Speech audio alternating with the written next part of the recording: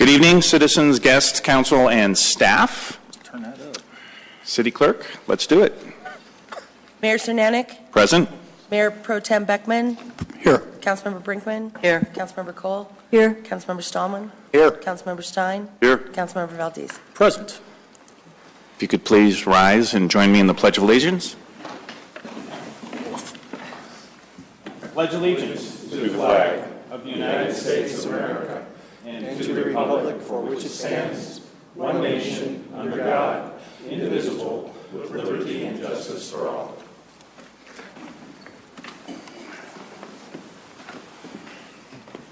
Where's my notes? Okay.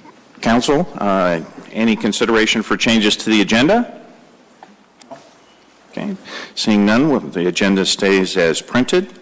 And looking for a motion for approval of the minutes of May 6th. I have a change on there. Wendy, if you could take a look at it was the ordinance 10-2014. That was the ordinance on the temporary outdoor storage. On the vote for the main motion, we have it down as 6-0. It should be 5-1. I was opposed. Thank you. You're welcome. That's it. With that, I make a motion that we approve the minutes. Second. Okay, motion has been made for approval of the minutes of May 6th. Point of order. Do we need to do it from the standpoint of approving the clerk's certification of the video recording? With the adjustment? Yeah. Oh, the wording you're talking? Yeah. I can do that if you want. Why don't you say it and Jerry can accept it? Okay, I move to approve based upon the clerk's certification as modified herein the 6 May video recording as the minutes for the 6 May 2014 council meeting. I'll accept that. Okay, and the second as well? Okay, council ready to vote?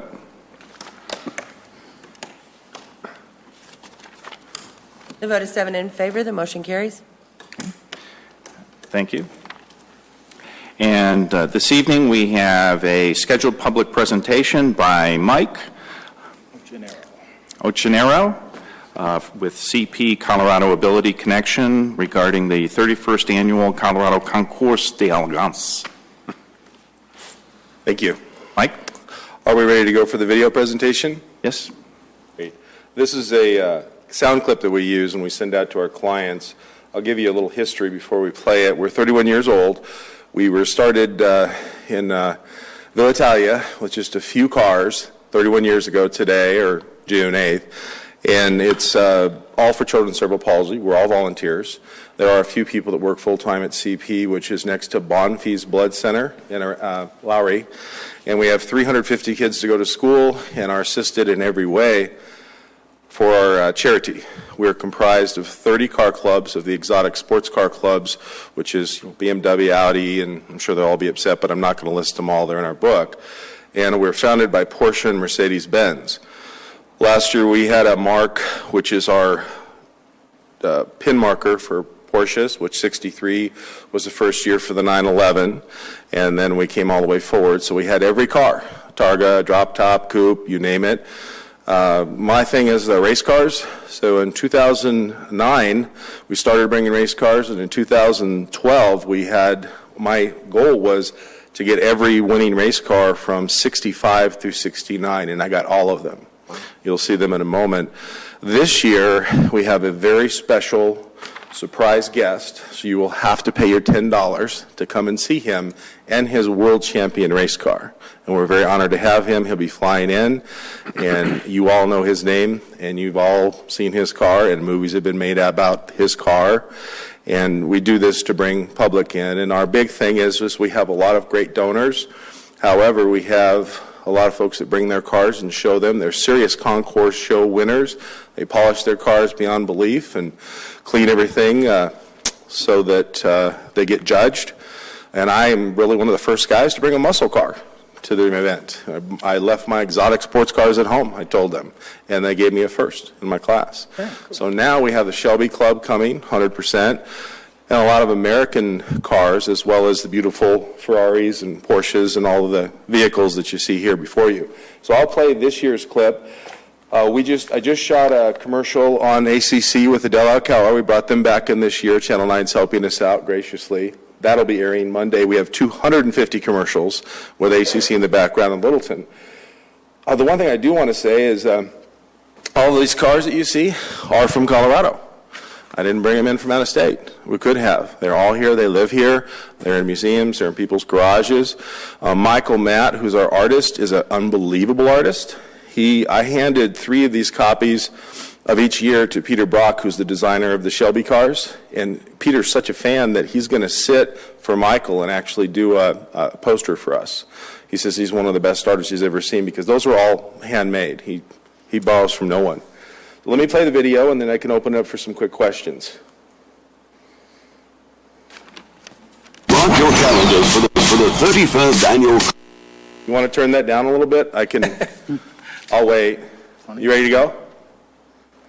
Okay, we'll try it now. Okay. Your calendars for the 31st annual Colorado Concord d'Elegance and Exotic Sports Car Show. Nearly 500 rare... On your laptop, sir, we're going to need to get the video to go up top. Can you help me with that? See up in the sound booth? Mm-hmm. We don't have the video up there. Can you? Yeah, let's just run it again. Sports and classic cars, latest exotics to vintage and early...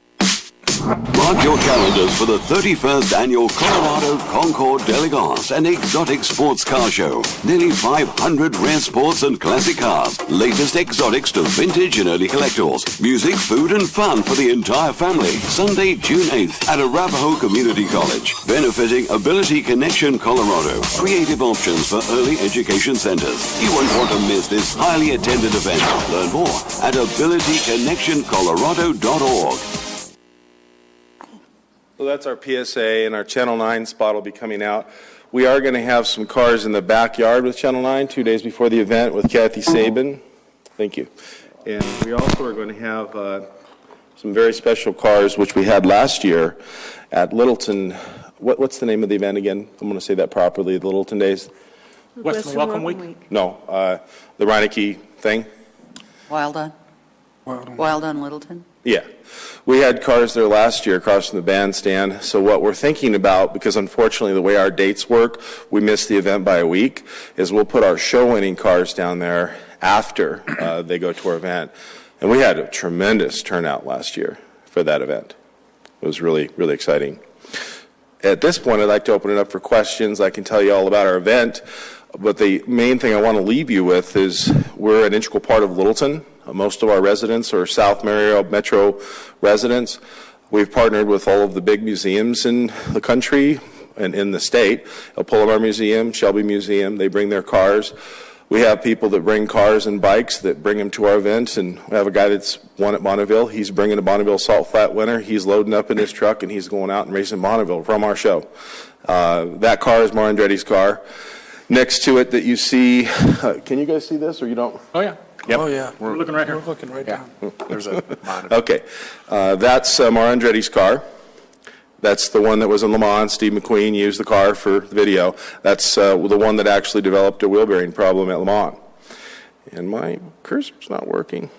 Okay. This is the Roger Penske Mark Donahue car. 68Z28 was one and one only, and it won all over the country. This is the one they dipped in zinc to make it lighter and did all these cool things with the wheels and didn't get caught by the racing crew, and they won. And they were great, great drivers. So that's just a few of the vehicles that we have. That's a Lola. That Lola is a 67 World Champ car, Mark Donahue, Roger Penske car. So this was 2012, and we chose to bring all of the 101 championship race cars in and did. Now, we also have almost every exotic car, British car, Italian car, and American cars that you can imagine. The thrust of our show is GT cars that go fast and turn left and turn right, and we race them. And that's most of it. Yeah. So, Mike, if you would remind everyone again who benefits from this. Cerebral palsy, Children's CP. They just recently changed their name to Ability Connection because we have so many children that have other issues that need to be assisted in our school. Ironically enough, the man that loaded that car, when I met him, He had a boy that went to CP, and it was just kind of a happenstance, but he's a truck driver. He brings off those trucks to bring these cars out. And we send kids, in this case, his nephew was sent off to have treatments at 3 different hospitals, and he was booked by doctors in Denver to not make it. And he's now, playing baseball, and he's a junior high school kid. So that's what we do. 350 kids in school every day. It was originally founded by a bunch of mothers that had children with cerebral palsy. And I know, Bruce, you know a lot about it, and if I'm missing some points, please fill in. I have CP people in my family as well, and it's just a remarkable facility, and it also gives a tremendous percentage back to the school. We're non-paid, and we really make sure that all the proceeds go to the kids. Yeah. Council, you might remember last year I brought this up, that they were having the event there last year, and I was able to go, and thank you very much. And incredible vehicles. It'll take you back to your youth, but the kind of cars you used to have when you were younger. But I think the neatest thing is who is benefiting, and what percentage of the tickets are going to CP? Well, CP has an extremely low overhead, and I understand they have 87% is going to the kids, and the rest is just for the building. And honestly, the people that work at CP, they have CP kids, and they're not paid very well, because I see their payroll. And I've been involved with a lot of other charities in the past, and we've had, as an employer, line item deductions off of paychecks and found out where the money was going. And so I sought out charities. This is one I work with. And they do a fine job of making sure all the proceeds go to the kids. I hope you have good weather again this year. Not like today with the hailstorm? No. Yeah. Yeah, they do terrific work. They really do. Yeah. We have new food vendors. The other thing I need some help with the city is we're trying to incorporate city restaurants to. We have a handout when you come through, so you get a percentage that comes back to our group if you go to a restaurant. A lot of our clients and club members will go and have a sit-down dinner. So we have a few places we've discussed with Merle's and Platte River Bar and Grill. Romano's is in, and if there's any other groups. The other issue is we'd like to, and I talked to the city personnel, is put a banner up that would look like our overall group, just like your banners, and we put that up the week beforehand showing the concourse is going to happen. We also have a bunch of flags that have the car marks. So going down Littleton Boulevard, as I do often, I'm a Littleton resident, it would be very interesting to see all of the cars that are going to be at the concourse somewhere down on Littleton Boulevard or Alamo. These flags are like F1 style, real high quality, 6 foot tall, and they show the cars, which are basically all the sports cars that are made, including the Japanese venues. And they call themselves what now? CP calls them? Ability Connection. Ability Connection. Yeah. And several CP groups around the country changed their name at the same time. And it was a global thing that I guess they did. But we have kids with everything from dyslexia on up. So there's lots of needs.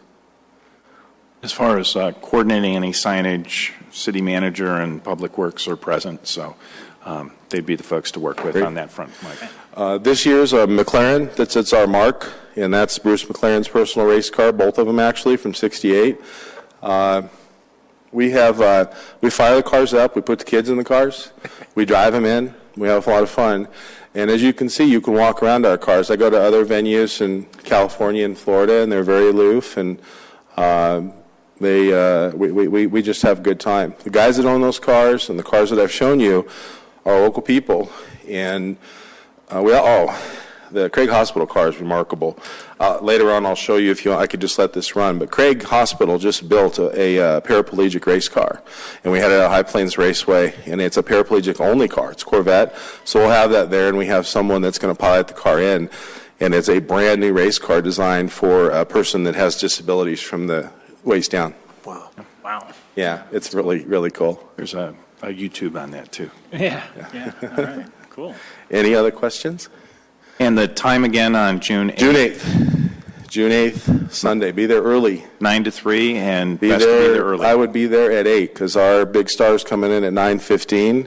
If you can come in, and we have a great time. We have a little parade with very special cars that come in. But officially, we're open at 9, but people start coming in about 7:30. Wow. Yeah. Great. Cool. Wear a hat. All right, man. Thanks, Mike. Well, thank you very much. Thank you very much, Mike. And thank you to your group for putting it together for the kids. A lot of hardworking people working on this. We're about 6 months out of the year for one day, which it's good. It's terrific work, though. Yeah, that Thank you. Bye-bye. Thanks for doing that, Michael, too. Thank you. Cool.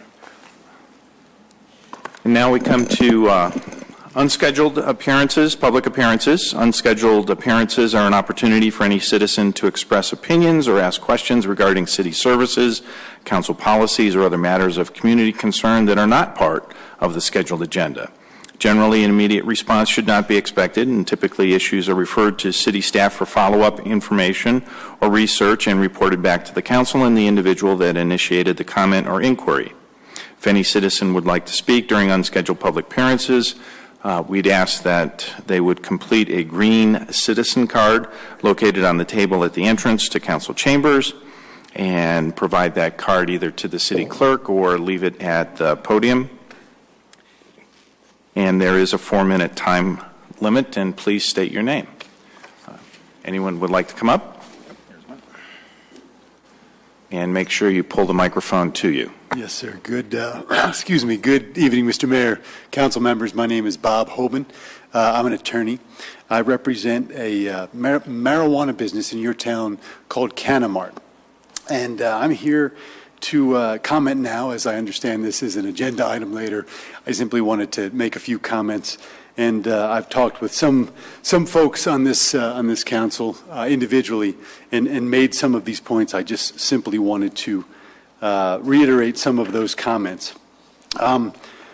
Concerning marijuana, it's ultimately my client's position that the city should adopt a form of recreational marijuana ordinance. There's a number of reasons for that.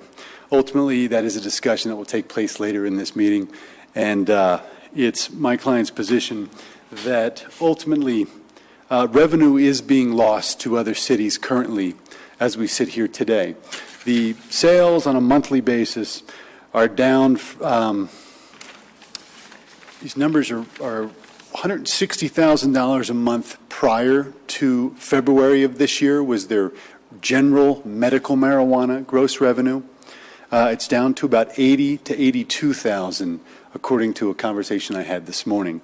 There's probably a lot of reasons we could speculate as to why those numbers go up and down. What I think we're seeing is that a lot of folks are going elsewhere, perhaps further up north on Broadway or to other jurisdictions to purchase their marijuana. And that ultimately is a concern for my clients, and certainly we would think it would be a concern for the city in terms of losing the revenue.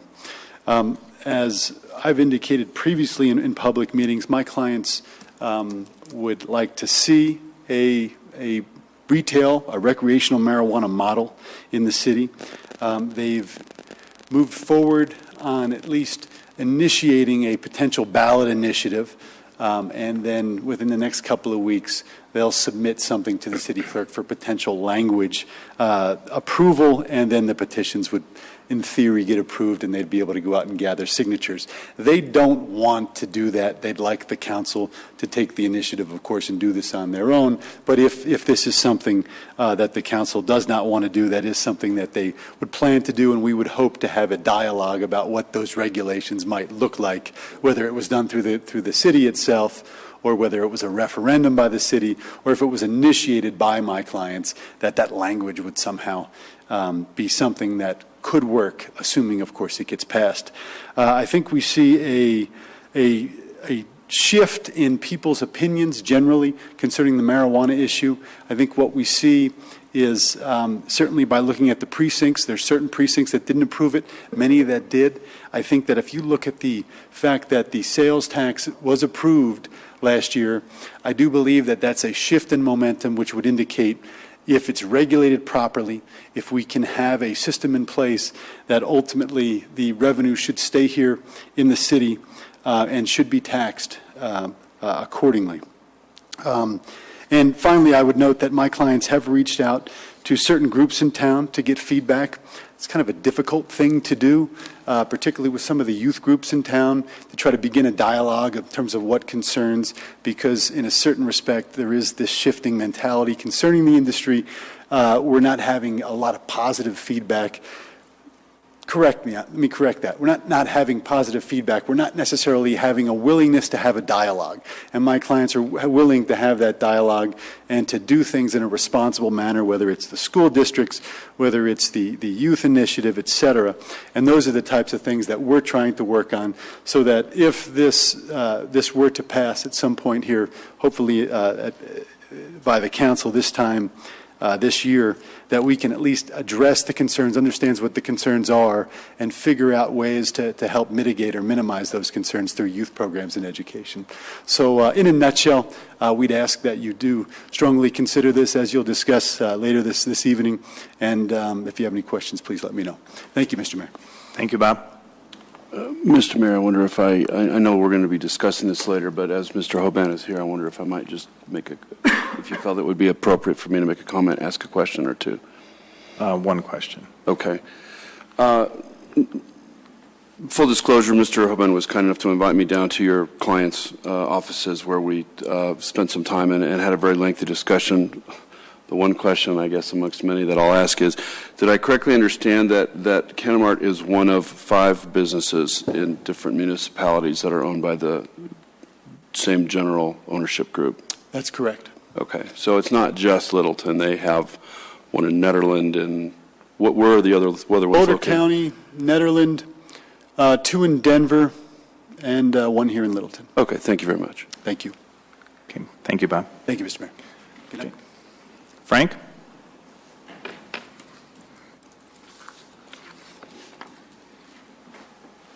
I'll be using the overhead. May I move your poster? Thanks.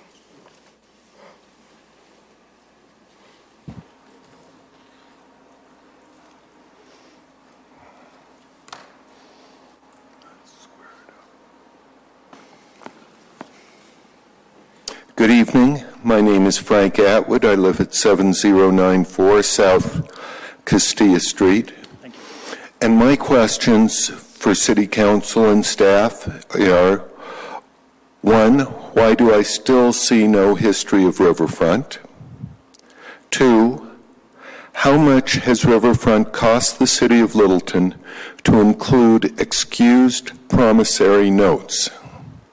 3, third question, have any Riverfront, Lift, or City Council or managers invested / speculated in Littleton bonds or Riverfront bonds? And 4, as a reasonable fiduciary city, can Littleton invest in Riverfront bonds? Did Littleton invest in Riverfront bonds? And will the City Council members, employees, or Lift members invest in Lift bonds? I'd like to answer the question of why I ask for Riverfront history. I feel there are a couple of relevant quotes. The first quote is on the screen right now. Those who cannot remember the past are condemned to repeat it. A more recent quote is, the definition of insanity is doing the same thing again and again, expecting different results.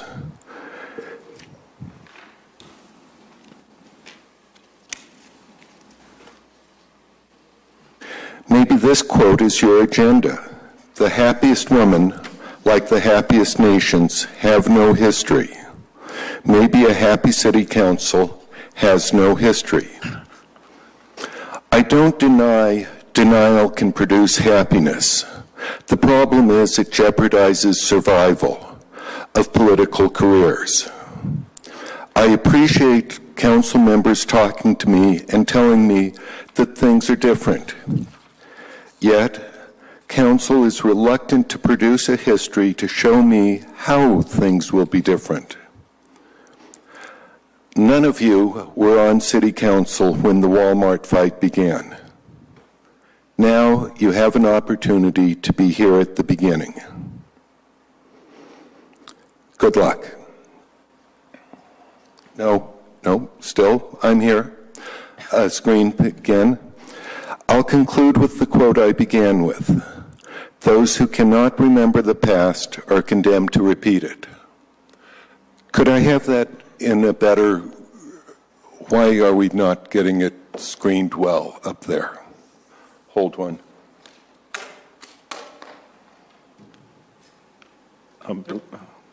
Believe me, Frank, we can see it very clearly. Wonderful. Thank you. And as said before, good luck, all. Good luck. Thank you, Frank. Thanks, Frank.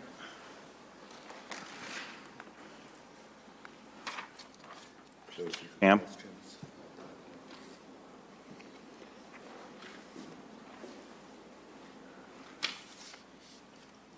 Good evening, Council. My name is Pam Chadbourne. I live at Crestline in Nevada in District 1. Two things. Actually, I want to request the same thing that Frank did on behalf of me and other citizens.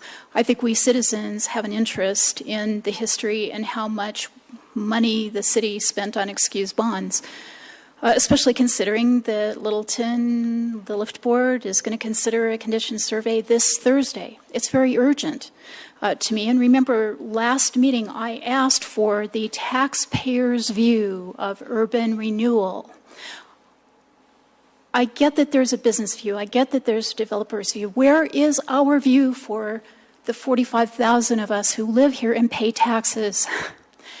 I know that there's a positive side. I know that there's risk, and I know there's a potential for loss and expense. We know that that happened with Riverfront. I'd like you to quantify it. Please do what Frank requested on behalf of all of us. We have a right and a need to know. The other comment I wanted to make was thank you for the study session a week ago. But I have a comment about demographics based on age. And I question how much they are worth. I'd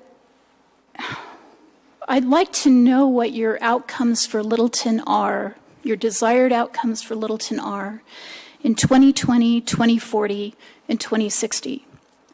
And I'm going to ask you what difference the age of people living in our houses now makes at each one of those waypoints. And honestly, in terms of either spending in the next 6 years or 10 years, or house ownership in 35 years, whatever, I'm not sure that's a compelling thing to try to get, a younger demographic. I don't understand why it's important. I do understand why it's important to cigarette people, because they want to get brand loyalty very early for young buyers. And we, all of us, are young enough to have been raised in the age of commercials. And marketers learned early that they care about demographics for marketing. But I question what the value is of a younger set of people living here is to us in our planning the city. I would regard us as needing to be a destination city where people come to. That's the whole point of light rail. So I don't see where the younger demographic is going to pay off in a large way. But I'm going to propose an alternative. I totally believe that making sure we have the right housing ratio for different incomes and that it's integrated and distributed around the city is essential to the city's future financial success. And that's because we know that when housing is not integrated and when it's segregated and when it's dense for lower incomes, we know that crime is higher. And that's an expense for the city, and it's also a black eye. And so I suggest to you that planning housing types, housing stock, making sure that there's enough of it for lower incomes because that's here to stay in America, and that it's integrated and not segregated is going to pay off much more in the long run than any kind of age-related demographics. So I understand that you're getting the data, but I question the worth of it, and I'd like you to attempt to quantify the payoff to our city for those two kinds of things. And it's my guess that housing and affordable housing is going to pay off more in the long run than any kind of age issue right now. So those are my two requests, comments, opinions. Thank you for listening to them. Good night. Thank you. Pam? Anyone else? Okay. Seeing none, we will move on to consent agenda item, which is ordinance 12-2014.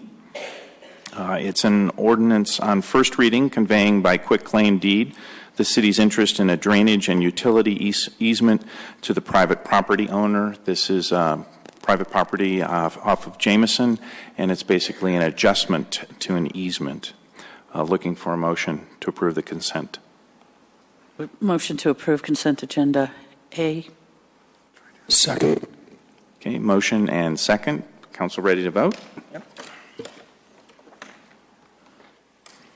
The vote is 7 in favor. The motion carries. Okay. Thank you, Council. And now we move to general business, having no ordinances on second reading or any requiring a public hearing. The first of these is item 8A, which is a discussion of recreational marijuana and the moratorium that we're currently in, which is item 14-085. Kristen, thank you. Good evening, Council. Kristen Schladorn, Deputy City Attorney. We're here tonight to talk about marijuana. We brought back some information for you to consider. There were some questions on the federal drug-free zones, which I addressed in the staff communication. We have Mike Broughton, Deputy City Manager, here to discuss the Open Littleton results if you have questions. We have Division Chief Enley here from the Police Department if there are concerns from a public safety perspective. There was information in the staff communication about projected tax revenues. And I think one thing that I neglected to include in the staff communication was your options. We are under a moratorium until October 2014, and we would be looking for direction from you on one of three things. We could either extend the moratorium, we can do an outright ban, we could adopt an ordinance either similar to the one I brought to you last October or something different to allow retail marijuana in Littleton. And I guess there's one more. You could refer the question to the voters. Okay. So I'm here for questions. Okay, Council, we have staff present, and our purpose tonight is basically to set a direction. We're not sitting here at the cliff of the end of a moratorium, so there's nothing that we have to do tonight other than maybe gain a sense of, do we want an ordinance brought back, or do we want to extend the moratorium? Do we want to refer? And if we're looking for an ordinance, it can either be to prohibit or allow. Yes, Deb? Well, I have some questions on the mapping. Oh, I neglected to tell you we have Glenn Vandenwigan from Community Development to answer questions on mapping. Okay.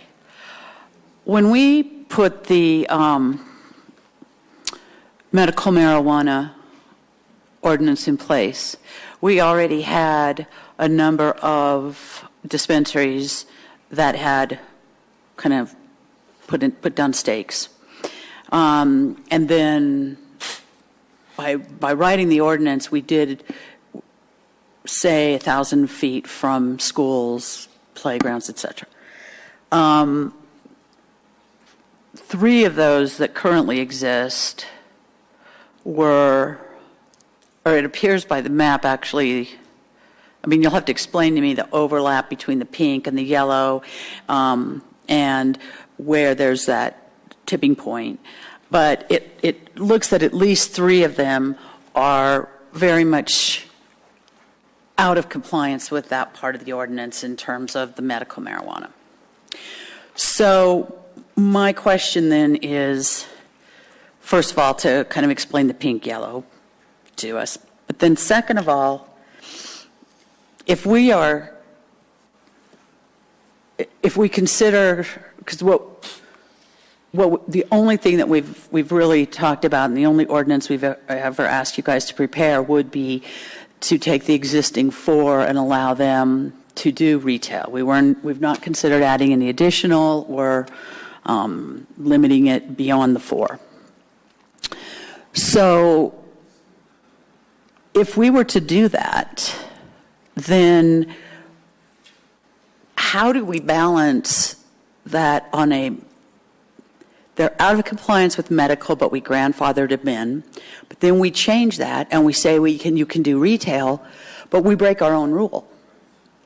Because if we allow them to do retail still within that 1,000 feet, the only other thing I could see that we could do is make that smaller.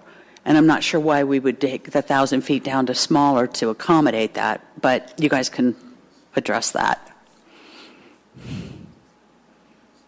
Yeah, pink and yellow first. Pink and yellow. So pink are the existing medical marijuana sites. The yellow, I believe, are the schools with a 1,000-foot buffer around them. So yes, you got 3 that are non-conforming. I think what you're asking, we add a new use, which is retail marijuana. Does it automatically allowed in a non-conforming site? And I would say no. Can you go back just one quick second on the pink yellow? Yeah. How is the fourth one, the one furthest to the east, how is he conforming when he does overlap into the yellows? And the green. Right. That was one that was established prior to the ordinance? That location was? Yes, I believe so. Is that where the current Canamart is? No. That's the one over by the Vietnamese restaurant. Canamart. 300 block of the boulevard-ish. Canamart's right about here. It's not on here. So Canamart's not on here? It's in the middle. It's the one in the middle. Because we have, well. I don't know, council member. I'm not sure. That's where Hana's used to be. Yeah. Right. That's where it is now. Mm-hmm. So actually, I think that the center one is where Mother Nature's Miracle is, right? No. She's on Decatur. And so then is that Canamart off of? I think this is Canamart. I could be wrong about that. No, Canamart's over here. I'm telling you. Okay. That's where Hana's used to be. Yeah, so why wouldn't it be in this? Canamart's in the center. It's the center one. Okay. So the one on the far east doesn't exist? Yes, it does. That's the one. We have 4 facilities. Oh, that's where Mother Nature's Miracle is. Okay, I got them crisscrossed. Okay, go ahead. Thank you. So, well, with that in mind, though. Well, it's still, yeah, this question if- still applies. So the map is not showing where Canamart is. What's the 2 on the far left? The one on Main Street and the one on Prince. Hemp Center and. I don't know the names, but you're right. The ones only have 4, downtown. right? Mhm. Right. And one almost across the street from us. So if the one in the center is Canamart, So rather than spending the time looking, I mean, we're here to discuss the retail piece, and I think the question that the council member had was if we are looking at putting grandfathering essentially through another ordinance, the existing distances, maybe we can ask Kristen to deal with that. Is that correct on your question, Councilmember Brinkman? Because what you asked, if I understood it, was we grandfathered them in because they were there prior to the regulations being put into place. And what we have proposed to limit the number of facilities that could occur in the city is to allow those same existing facilities to have a new license in their existing locations, grandfathering those distances again, so that you minimize the number of facilities are within the city that would be allowed to sell retail and or medical marijuana to 4, and you're asking in the legal ability to add that new license within the existing facility. Is that accurate? I think so. Excellent. You didn't have the words, though. Well, I did it in 40 words, so let me maybe try Kristen with can some respond. different words, just to maybe make- Kristen can respond. Maybe we can all interpret it. Okay. Well, what I was going to do is just say it's starting with a premise that we would be dealing with a maximum of 4 locations is where we're at, and so I just wanted to clarify that we're starting with that premise behind it. So go ahead, Kristen. But the locations shown are not correct. Yes, they are. Yes, I'm gathering that the map has not been updated. What are the crosshatched we don't have those on our. Yeah, I guess I was guessing you may ask what areas are zoned retail if you were to just allow them in retail areas that that are outside the buffer areas. So I started to show some of the existing retail areas and crosshatch that are outside the buffer areas. And then I think we were guessing that perhaps if you wanted to look at areas that are outside the school buffers specifically because of the drug-free zones around the school, are those areas that have colors underneath them but are crosshatched. Thank you. Oh, wait, let's let Kristen first. So a couple of thoughts. The ordinance that I prepared in October and the one that's included in your packet did grandfather in the 3 non-conforming shops. And I think the thought for that was that those stores are already existing there. There's marijuana being bought and sold out of those dispensaries in those locations. And I don't believe that we have had any issues with those locations.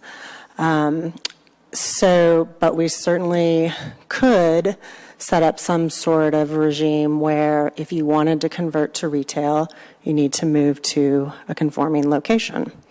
But you could stay where you are and continue under your medical marijuana license, which is grandfathered in. I want to point out that the medical marijuana code is the one that includes distance restrictions such as 1,000 feet from schools. The retail marijuana code does not include those restrictions. The ordinance that was presented in October did mirror the restrictions we have for medical marijuana, so that if a dispensary were to close and relinquish their license, any new licensee that came in would need to comply with those distance restrictions.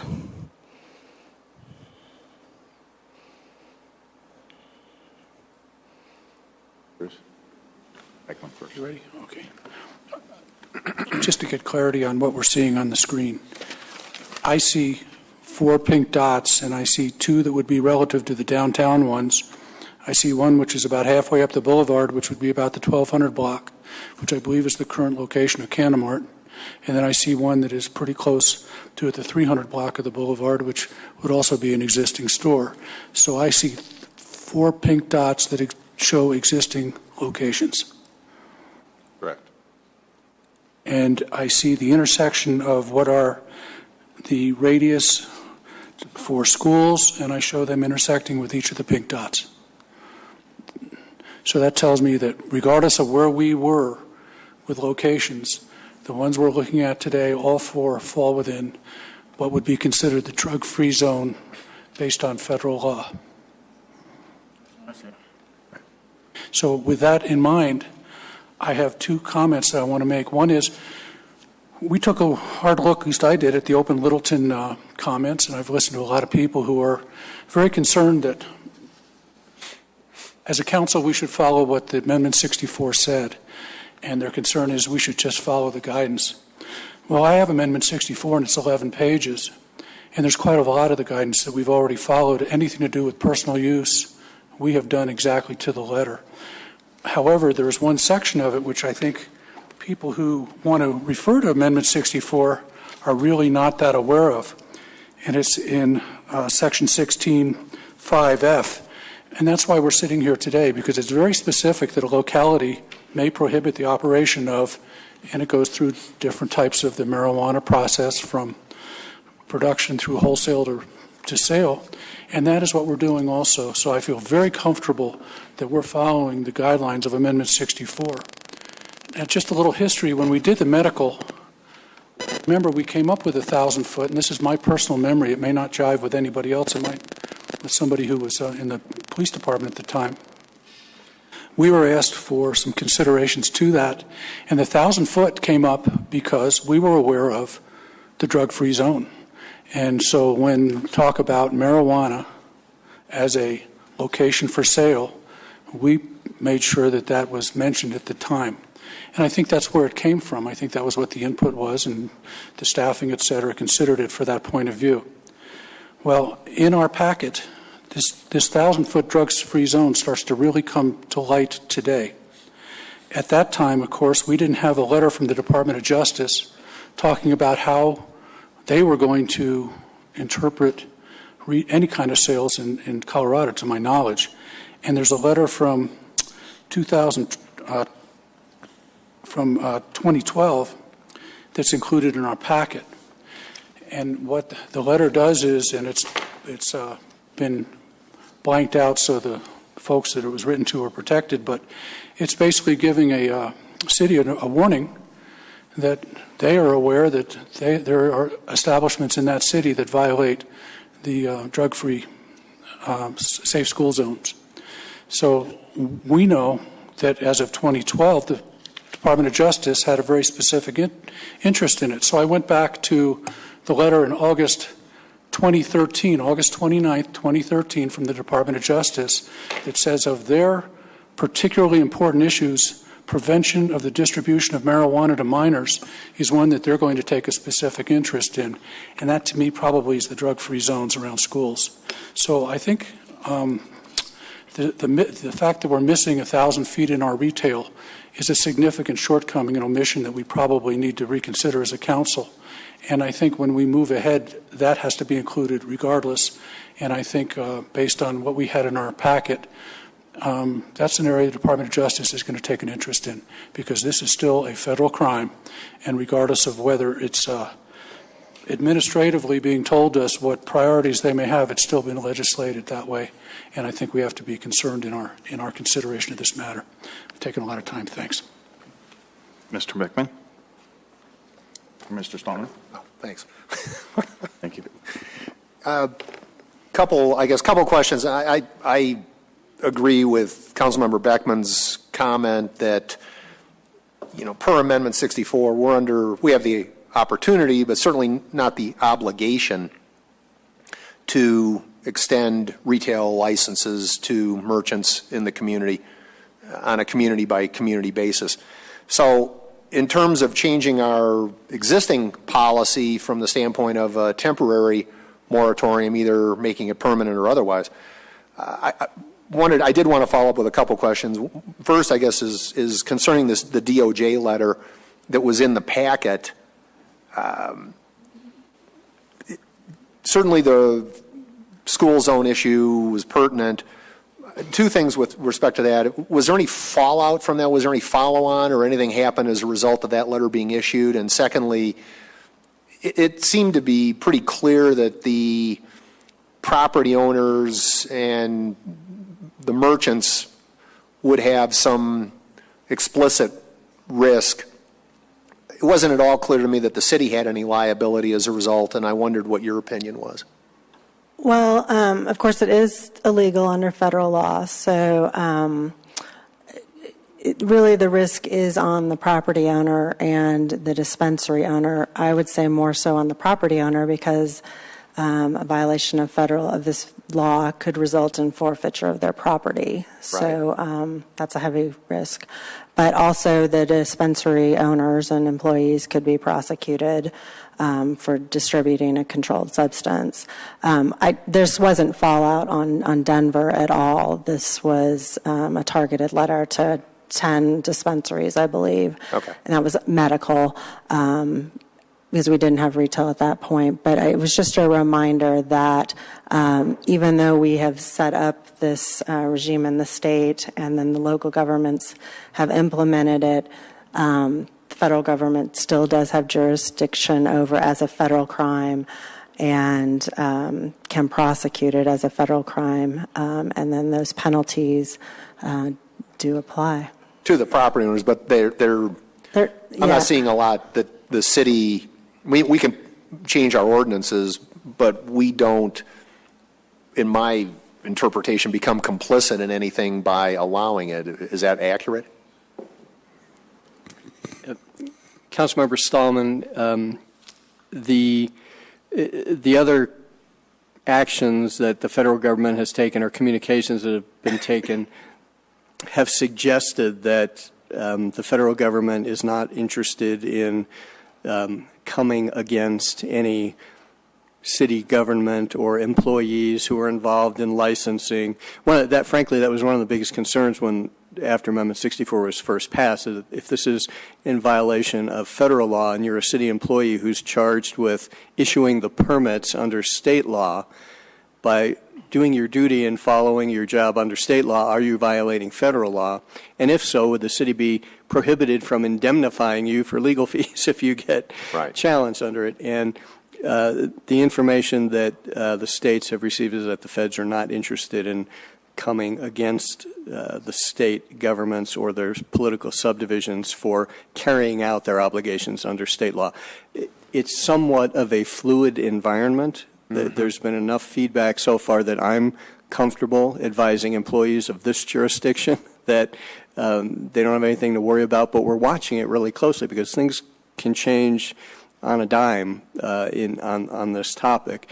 And as there are more states looking at legalizing and the federal government continues to discuss this internally with how they're going to deal with all the states that are addressing it, we're still navigating some new areas here. But for the most part, I think I'm comfortable in telling you that we're okay. Okay, I appreciate that. And I wanted to ask Sergeant Enley a couple of, a question if we can invite him down to the pit. Deputy Chief, I'm sorry, what did I say, Sergeant? That was a while ago, but yes. I apologize. My apologies. You've been, at some level, I guess, have you had communication with other jurisdictions that have been more active in allowing the retail establishments to function or to operate? And I wondered if you could share just what you're hearing as a result, maybe with South Metro Drug Task Force, with respect to other issues and things that have popped up in places like Denver, maybe Boulder, where these establishments are more prevalent. One of the biggest things that we've seen is the consumption of edible. Close to the microphone. Sorry. Deputy Chief, please. Oh, thanks. Division Chief. But Division Chief. Oh, Chief. Is the consumption of edible marijuana and the packaging of that. And you guys saw some debate on that in the state legislation. And that's a concern of ours and our neighbors. But I can tell you that a lot of our neighbors are not seeing a huge crime increase based on medical marijuana or retail, but it's so new we don't know yet. We're still watching and waiting. So in that context, from a professional police perspective, what amount of time do you believe is reasonable to assume it would take to get a pretty safe read on that? This is so new that it's going to be really hard to tell. I can tell you that based on the medical marijuana, we saw fairly quickly that it didn't increase. We were waiting for the gun to go off, and then we were going to start arresting people. That didn't happen. Okay. So we saw that fairly quickly. I think we would see fairly quickly if there was going to be an increase in crime around those areas, we would see that fairly quickly. Denver, for example, hasn't really seen a whole lot in general. They have not, but also their resources are so much different than ours that it's not a good comparison. That's a fair point. Okay. All right. Thank you. Councilmember Valdez. Related to what the Bruces both asked, and this is for our attorney. So the letter that we have from the Department of Justice, dated January 12, 2012, where it said that the forfeiture of monies received from a dispensary have to be returned if they were to pursue that. But I think the comment you made about the feds not excited about pursuing it came out after that January 12 date, didn't it? I believe it did. Yeah, okay. Although, keep in mind, that letter was to a dispensary. So the letter was talking about, in the first instance, how the federal government may act vis-a-vis the owner of the shop versus the subsequent communications that state and local governments have had with the Department of Justice about enforcing against the governmental entities that are required to implement state law.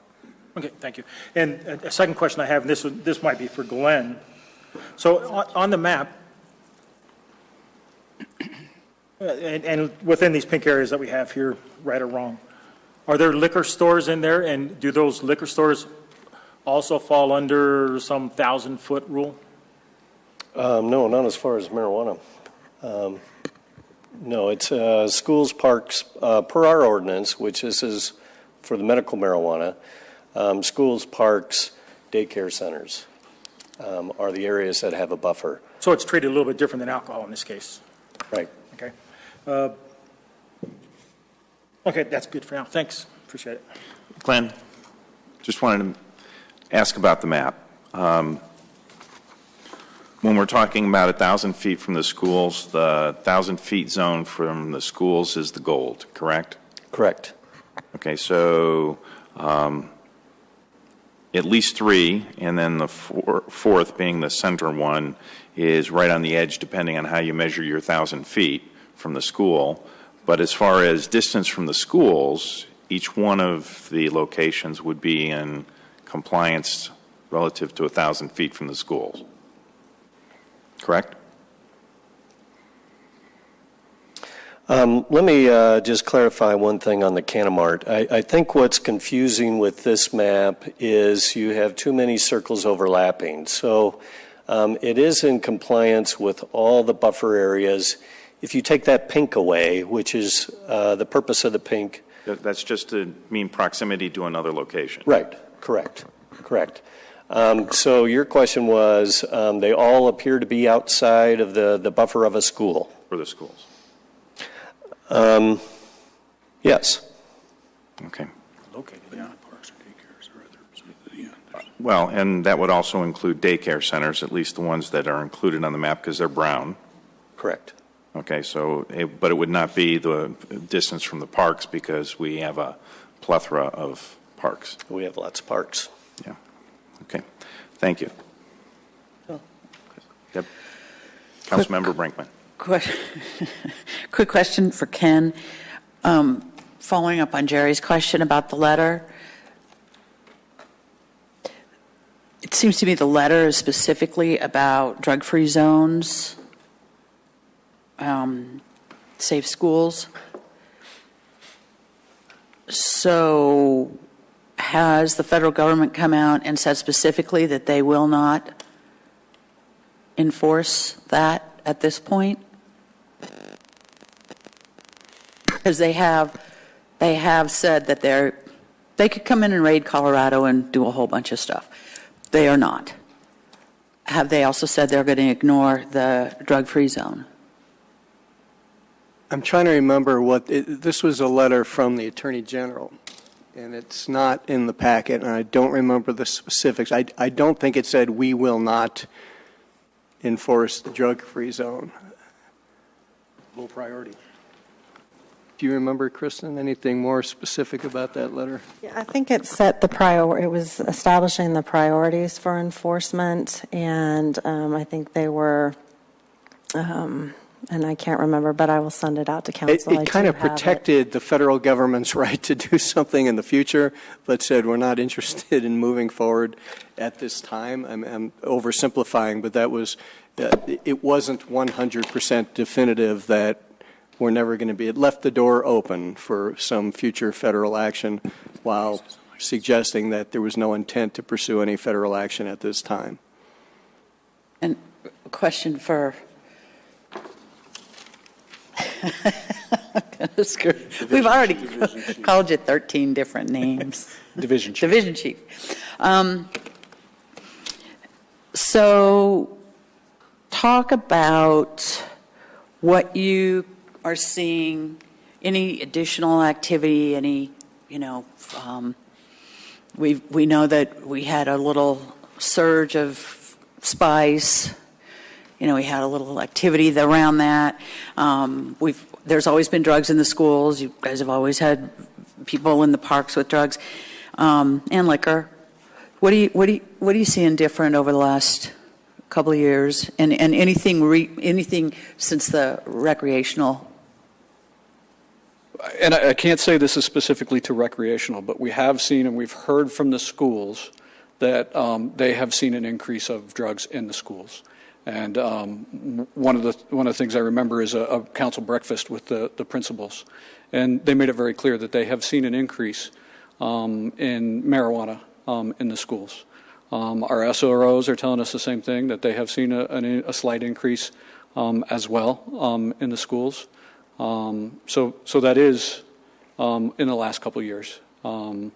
As far as tying that to retail, once again, it's just too new. We can't do that yet.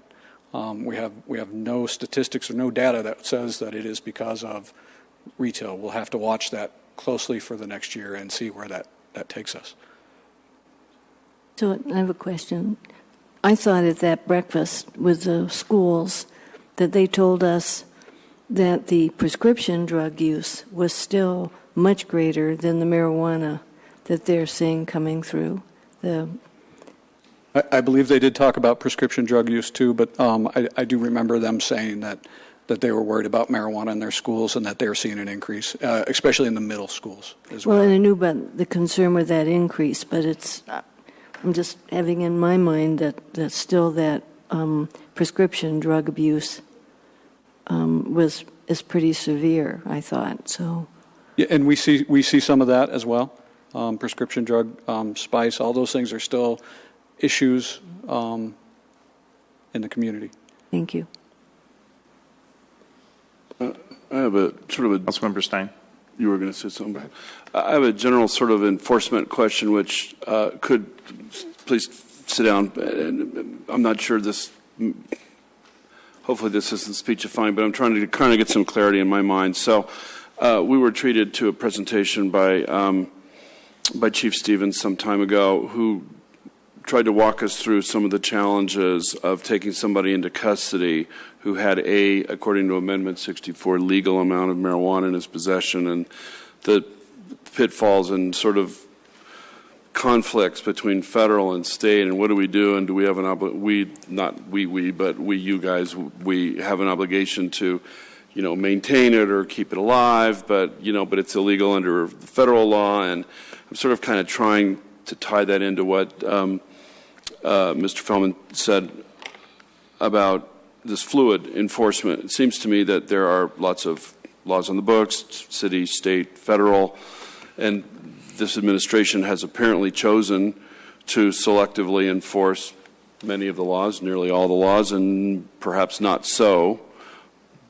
but they're still laws. And I'm trying to get my arms around what if another administration comes in, or what if this administration takes a different tack, and I'm wondering if we should be attempting to comply with the non-enforcement of a law in violation of the law, and then if the administration's perspective of the federal enforcement, then we and ourselves are really in violation. And I'm just wondering, the whole two wrongs don't make a right thing. I know that's an oversimplification, but maybe, Chief, you can just give us a little bit of, maybe you can put some clarity into this sort of rambling diatribe. Can I jump in and try to help this a little bit? Because I think the conversation, I would suggest in discussions with the attorneys, that you are granted, as a local home rule municipality, the ability under the state constitution to license retail marijuana facilities. That's the policy question before you. Mm-hmm.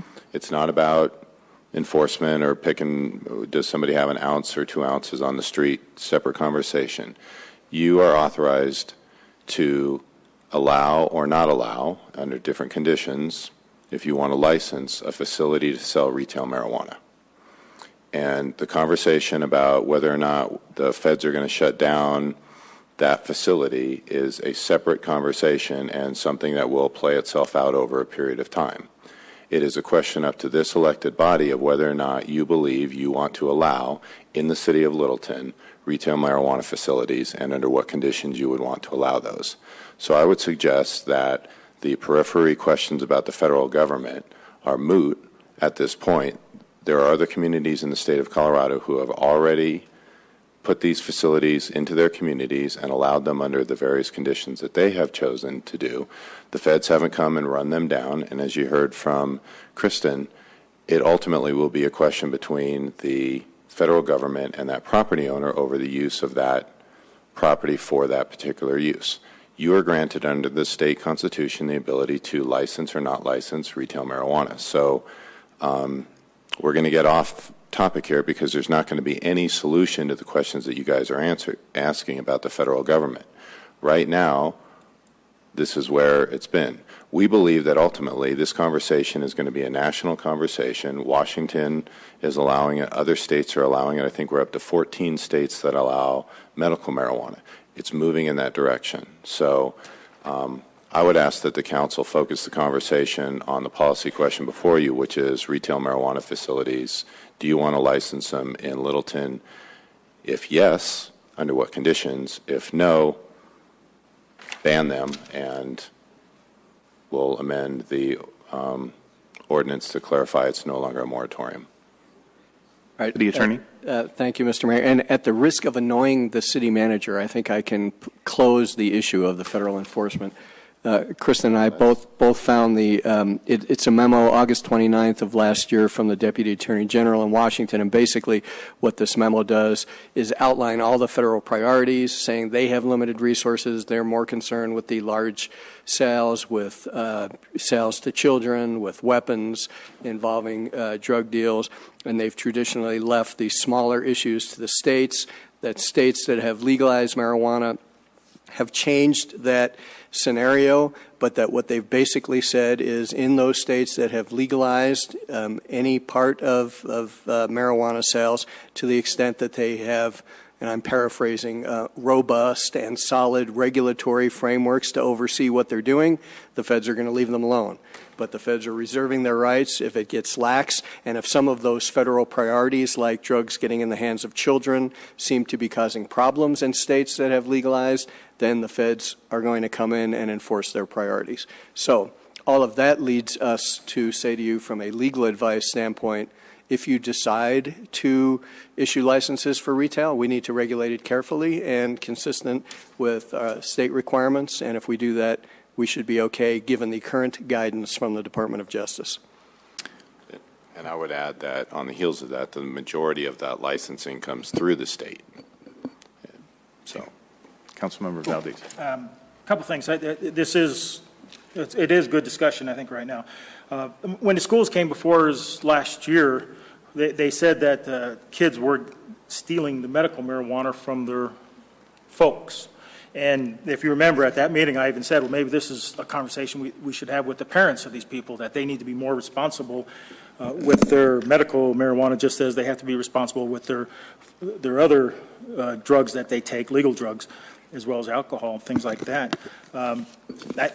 For me, I think while I don't advocate the use of marijuana, or I also don't advocate the use of alcohol, but I think Littleton has managed the medical marijuana rather successfully, and I think the four operators that we have that operate those facilities have done, evidently they've done an excellent job. Since there hasn't been any issues, again, since this retail or recreational became legal at January 1st of this year, and there still has not shown to be any significant police enforcement issues. And I think with that in mind, I'd be in favor of having the city draft for us an ordinance that does allow recreational. Okay, I'm going to add to that. And council, you can correct me because I'm trying to listen underneath the lines as well as between the lines in some of your comments. Knowing what our options are, I'm getting a sense of the council that folks would like to take a position as council on this and not refer it, not extend the moratorium. Okay. Would you like a motion to that effect? No, this is not could looking for a motion. Could you repeat that? Okay.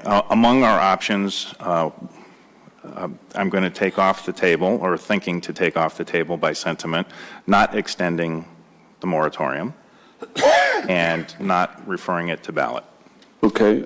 I wouldn't agree with that. Okay. But go ahead. Okay.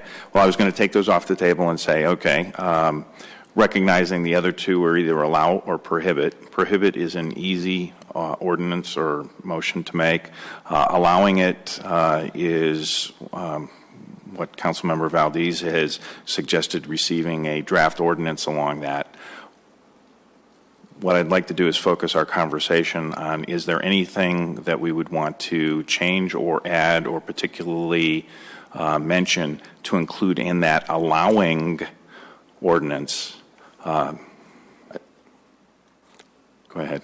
I would just, for Council and Councilmember Valdez, point out that in the packet, it was ordinance 18-2013 that we actually proposed and we believe is ready to go. It allows the 4 to convert and allow for retail, with the obvious caveat that you have to be 21 to purchase retail marijuana. So I don't know, Councilmember Valdez, if that meets your expectations of what you'd want for an ordinance, but it is drafted and it is ready to go.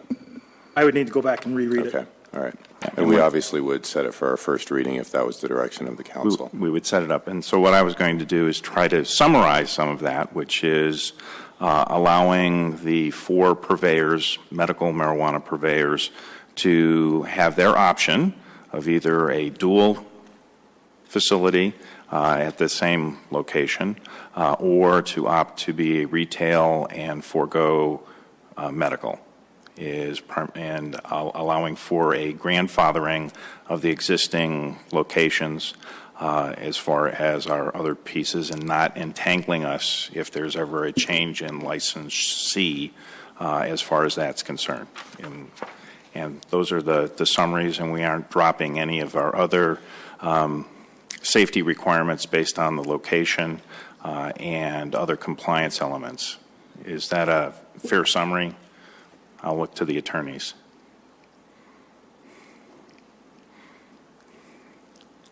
Yes, so it would allow the 4 establishments to decide whether to stay as medical marijuana, to convert to retail marijuana, or do some sort of combination.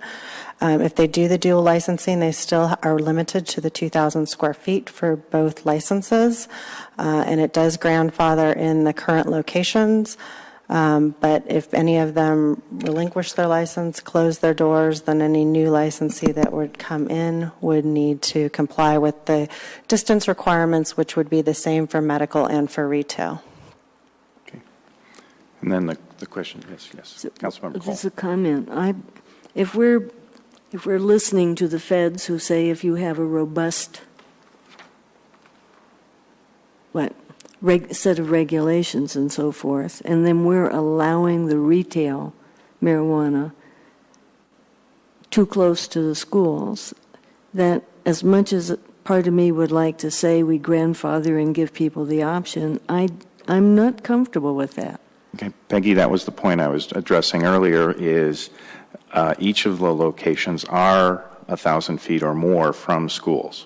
I didn't think, let me get this turned back on, it went to sleep. Okay, remember that the pink circle is there for proximity to other locations. Is there something that I'm missing in the middle one? Is that the one that's not there? It's in that, whatever that icky color is, that orangey yellow mess with the pink, the one right in the center. Yeah, and my understanding is each one is more than 1,000 feet from the schools. Phil, what is that? We measuring the 1,000 feet from the door of the dispensary to the door of the school, or from the edge of the property of the school to the edge of the? How is that measured?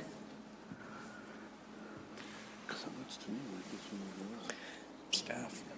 Mm-hmm. Still in the yellow. It's not just a school. Let me just show you. So this retains the 1,000-foot buffer around the schools, and I believe that is a radius around the property line of the schools, but it shrinks down the other ones. So here you can see a little bit more clearly that each location is outside of that radius or buffer around the schools. Your map is different from what we received. That's correct. I'm sorry. This is different, I'm sorry. Yeah. Okay, I'm sorry. But the schools, it's the same school buffer shown on this map. So everybody, what you have. right now, we don't have an issue. Right now, as stated, right, they're at least 1,000 feet. No issues with regard to school requirement. Right. There are other, Right, no, but I meant in terms of the buffer issue. Right. Okay, so forget I said that. Councilmember Brinkman. So the other issues are then with parks, and just parks or parks and daycare? Parks, daycares. Parks and daycares. There, we have 3 out of compliance. Actually, we have 3 out of compliance with parks and daycares? No, they're not. No one's in with regard to daycares.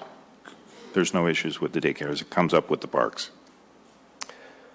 Glenn just said it was parks and daycares. I don't know. As you can see with Canamart, because we've shrunk down the daycare, potentially it may be within, it's going to be please. close. So the one by the old IHOP is no longer there, right? I'm not Right. sure. It is not there? No. Okay. So, again, our map is wrong, so it's on the south side of Littleton Boulevard, and there's a daycare over there? So is Canamart out of compliance with that daycare? What daycare? I'm not sure what the daycare is, I'm sorry. I don't Is there know a daycare? specifically. So when you look at this, it's important to remember that. Speak in the mic, please. Yeah, that's my rule, huh? So when you look at this, it's important to remember that just because the overlap is of the edges of the circle doesn't make it out of compliance. It's got to actually come in and touch the center of the circle. So just because this circle slightly overlaps is not reflective that it's violating that buffer. But if you change the sheet back to the other one, it does in fact do so. We're talking about the middle one. And the middle, the dot, which we are presuming is the dispensary, is in fact within the yellow. We're calling that yellow shaded. Right. So I don't know whether That's this location is Kristen, correct. so my understanding is Canamart is in compliance, the other 3 are out of compliance. And so, Clarification, out of compliance only as a park. Right. With the park regulations. Only with the park. Yes. Only with respect to the park, not daycare, not schools. the issue, I mean, the core policy comes back again to allowing the 4 existing facilities, 3 of which have some type of out of compliance with what the ordinance would allow, which would kick it to Kristen's comment that a new facility, if that license is relinquished, they would have to find a new home. 3 of those facilities would have to find a new home and become in compliance with all pieces of it. The Canamart meets those conditions, as I understand it, and so it could change license and stay in its existing facility, all assuming that the landlords for those 4 continue to allow it to exist. So the question of the maps, and we'll clean up the maps because they're obviously causing more problems than they're answering. But the issue here is that you've got 3 of them that would have to move if they ever change licenses. In any violation existing out of compliance. That's what I was trying to say, is that it's going to kick them to a different location. And back to my point, just to clarify, we all agreed then, not with a vote, but administratively in our discussion, that the 1,000-foot omission from retail would need to be included because the intent, which currently it's not in there. So, I mean, you know, when we say joint use or whatever we're saying, the 1,000 feet is now going to apply. And if it was recreational only, are we going to include 1,000 in that also? I'm trying to get, what I want is parallel structure. Yeah. Because it's not in the state law. Yeah, and if you're not comfortable, I mean, that's obviously the intent, but if you want more clarifying language in the ordinance, if that's the direction you move, we can clean that up. I just want them to be parallel structure. I don't want to be an omission. And that's our intent. Okay. Which is what Kristen was saying earlier. So, yes. Councilmember Stallman? So, yeah, I guess just given the 4 policy options in order to try to move forward, I'm not interested in putting this in front of the voters. I think it's our responsibility to do something. I'm respect Councilmember Valdez's point. I'm less enthusiastic about opening it up from a retail perspective to Division Chief Enley's comments about there hasn't been enough substantive time, notwithstanding we haven't seen an awful lot of activity, but that carries weight for me. So I'm not, if I had to lean, I'd lean more to the ban than to opening, but I'm not sure a lot has changed in the last several months that we've experienced anything that says we shouldn't continue with the moratorium as is. So I guess that would be my preference. And that was my point when, perhaps it's a distinction without a difference, but when, Mayor, you said, well, we're going to take off the table extending the moratorium, which is perhaps I misunderstood.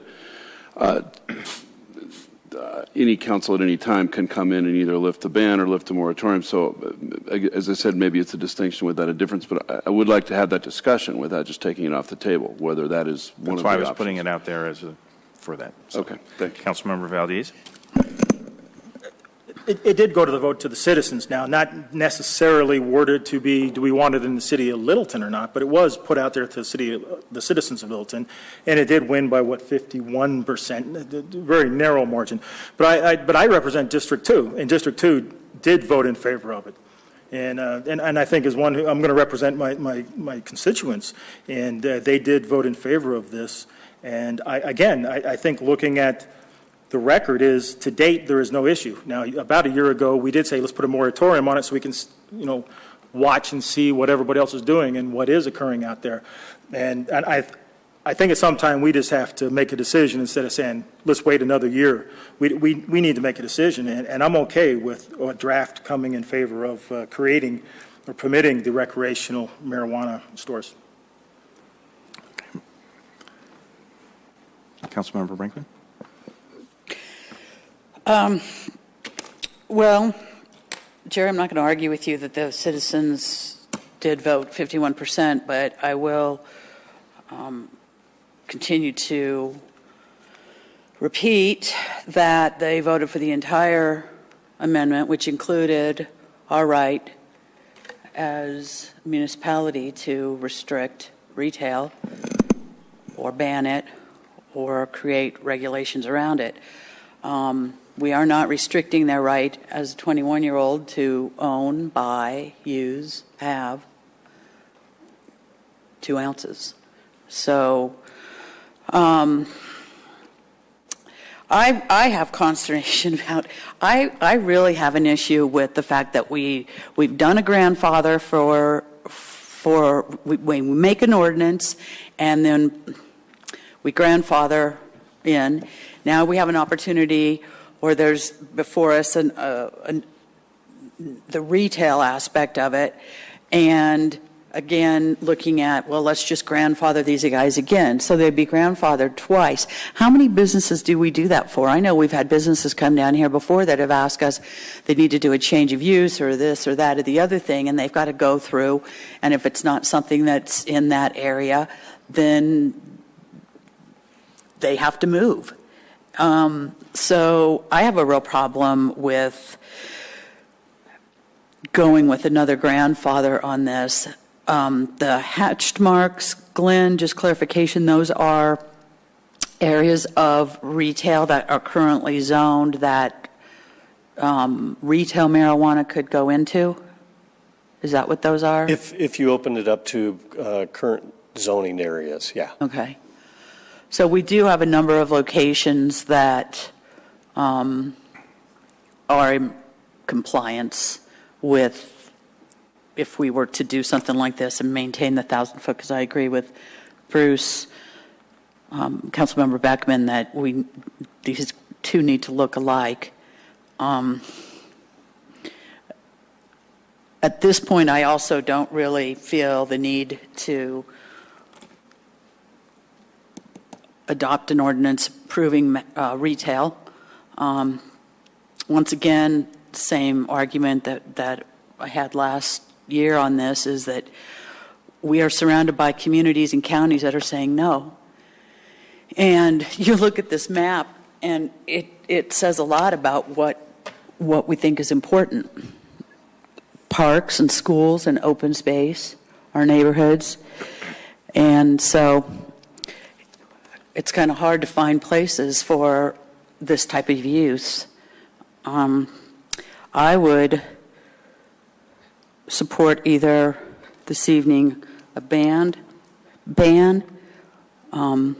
We can do an extension on the moratorium if we are expecting additional information that may change something or another, or if there needs to be more study done on what would exactly have to happen if we forced retail out of the medical places. But it's kind of where I'm at.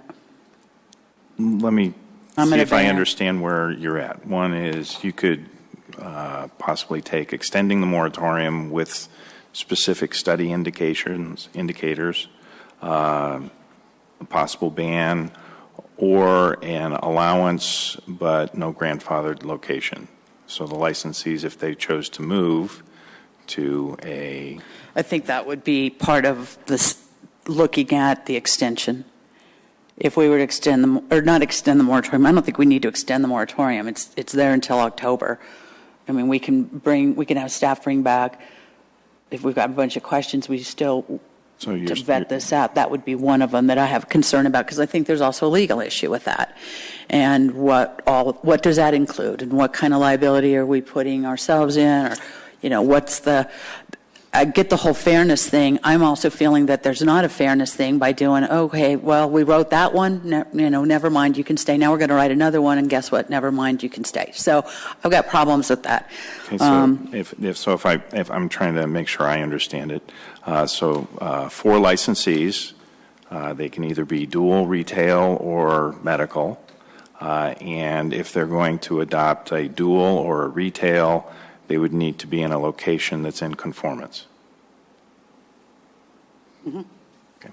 Well, I'd like to see what that looks like. Yeah. I'm not saying I approve that. And the issues associated with that, which is a little bit different than the ordinance we have previously. So that change. Right. A couple comments. One, to the grandfathering, keep in mind both of these were constitutional amendments, so that creates a different status that we have to deal with. And I have talked a fair amount with Chief Stevens, and not to counter what you heard from Deputy Chief, Division Chief Enley, but we are not concerned about the retail coming into the community from a crime standpoint. There's some of these have been open for several months right now. We're not seeing any problems with them from those communities that have those. So we can continue to pull data, but I'm pretty sure that at the end of it, we're going to be in the same situation as we are now, which is it's not a significant shift in our resources for law enforcement. The same questions, going back to the federal issue, the same questions came up with Amendment 60 with medical marijuana. I can't think of what that 20 is. The same issues are there. So we're not going to get, between now and October, we're not going to get clarity from the federal government on this issue. The question before you is, do you want to allow retail marijuana facilities in Littleton? I think right now, from my perspective, listening to the conversation, it's really a philosophical question before the council of do you want to allow them or not. I do not believe that between now and October we can provide you, at least from the conversation, any substantive data that's going to help change the perspective of those who have spoken and your views on this particular issue. We're not expecting crime to change related to this. We're not expecting the federal government to figure this out between now and then. So under what conditions would you want to see them? The staff is recommending the ordinance that we had provided for you primarily because we felt like the 4 facilities limited the physical locations where marijuana would be sold under whatever criteria in the city of Littleton. Expanding those out, you have to decide how many additional facilities you would allow under the retail situation. Kennemart obviously would be one of those, and that is data that we could come back and provide you with how many licenses that you would want to allow, and just know that ultimately it's going to be 4 plus however many those end up with. So I think I addressed the... And I just go back, and I unless I'm misreading the group, 4 licensees, they can either stay medical, they could go dual. I'm responding to Councilmember Brinkman's. So if you're saying 4, maybe I missed that. That Councilmember Brinkman, you were saying 4 licenses, so you'd end up with potentially 7 facilities. No. Because I didn't hear you say a number. That's Mayor, Just the 4 that we have. They would co-locate. If they're dual, they would co-locate. And if they...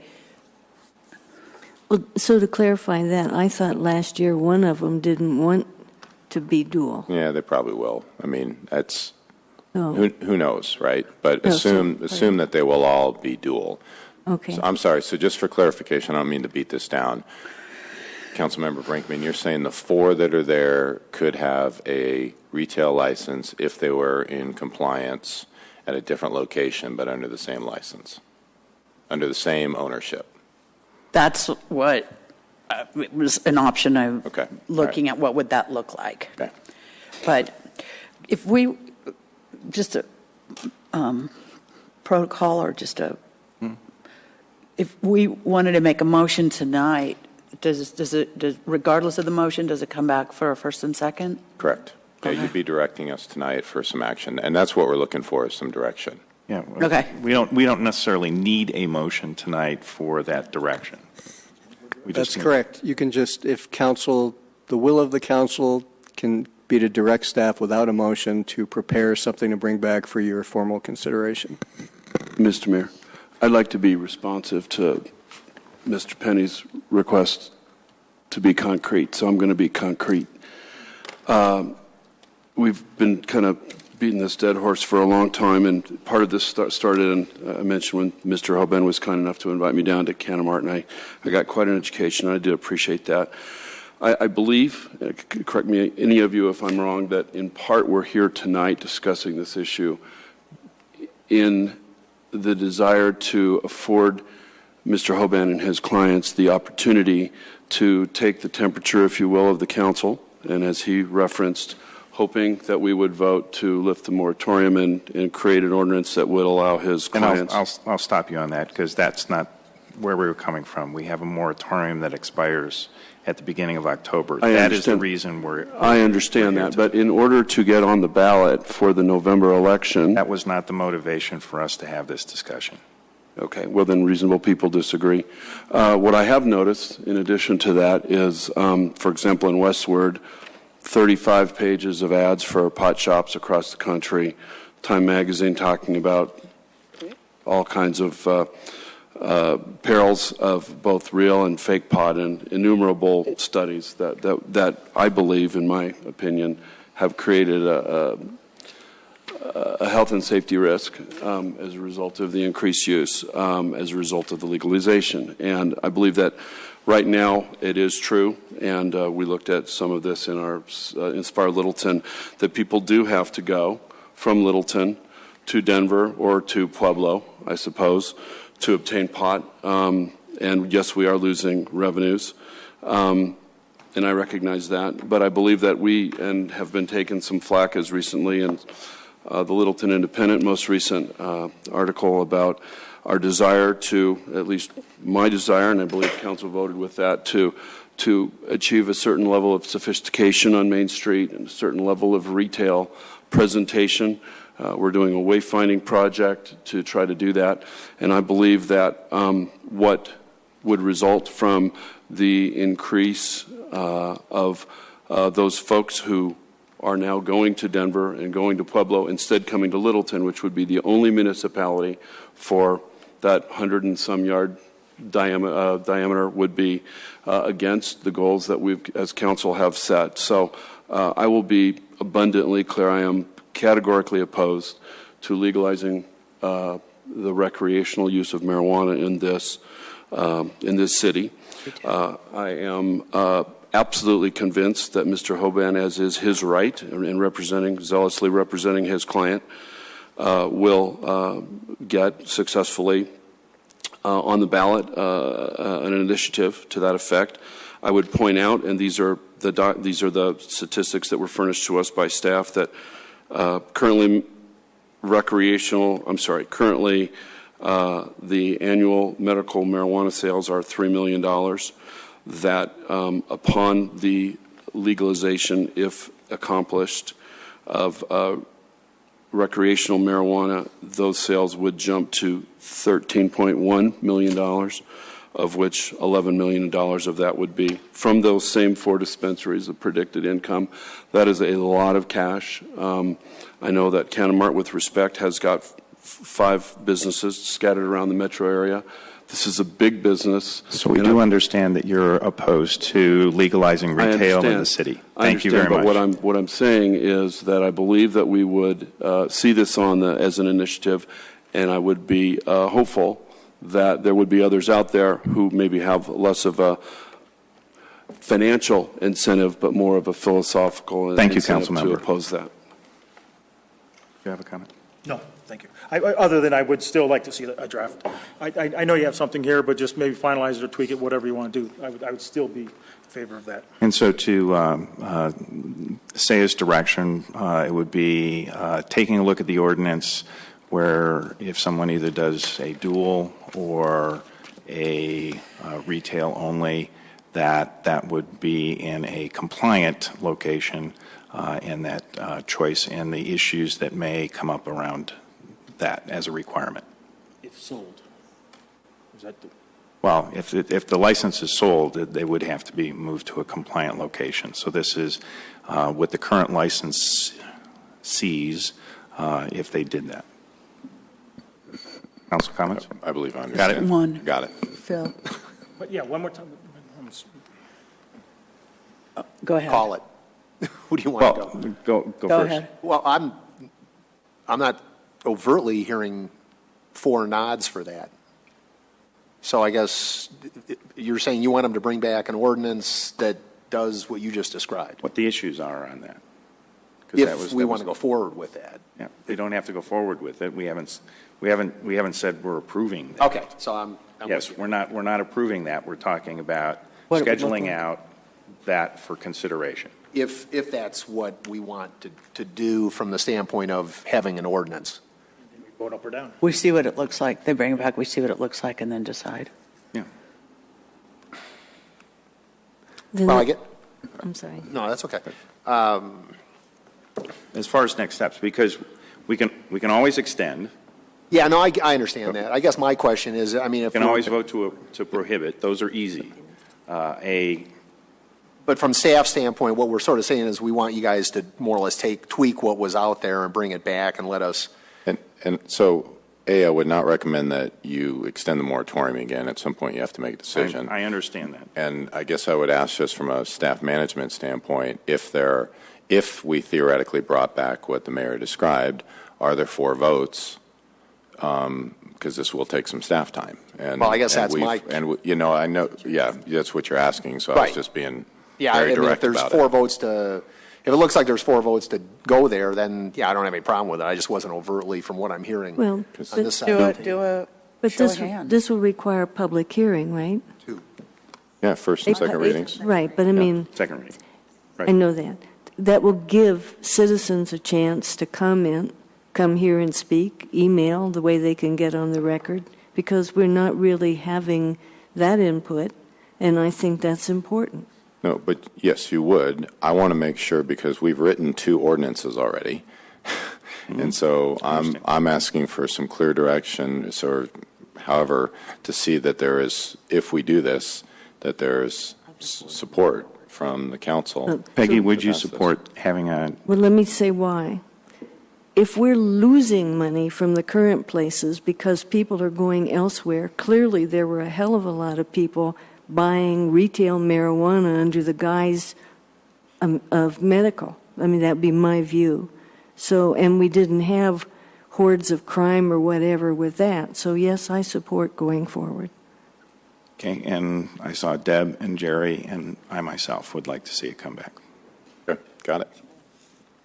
What was Mr. Beckman, did he give position too? The big issue that I've talked about tonight is I think we have to have a strong and effective regulatory system. That's coming out of what the expectation, I think, of the feds is. And part of the staff discussion talked about the 1,000-foot issue. I think until we have that memorialized in an ordinance, which now we know something that we didn't know back when we put, this is part of the learning process. I think it's entirely appropriate. I would like to see the ordinance come through that we are voting up or down, because I think that has a lot to do with where votes will be and where the public's perception of it will be, because it will be a public hearing. Thank you. Thank you for that discussion, Council. And moving on to general business item 8B. Deb, I believe this is yours. Yeah. Thank you, staff.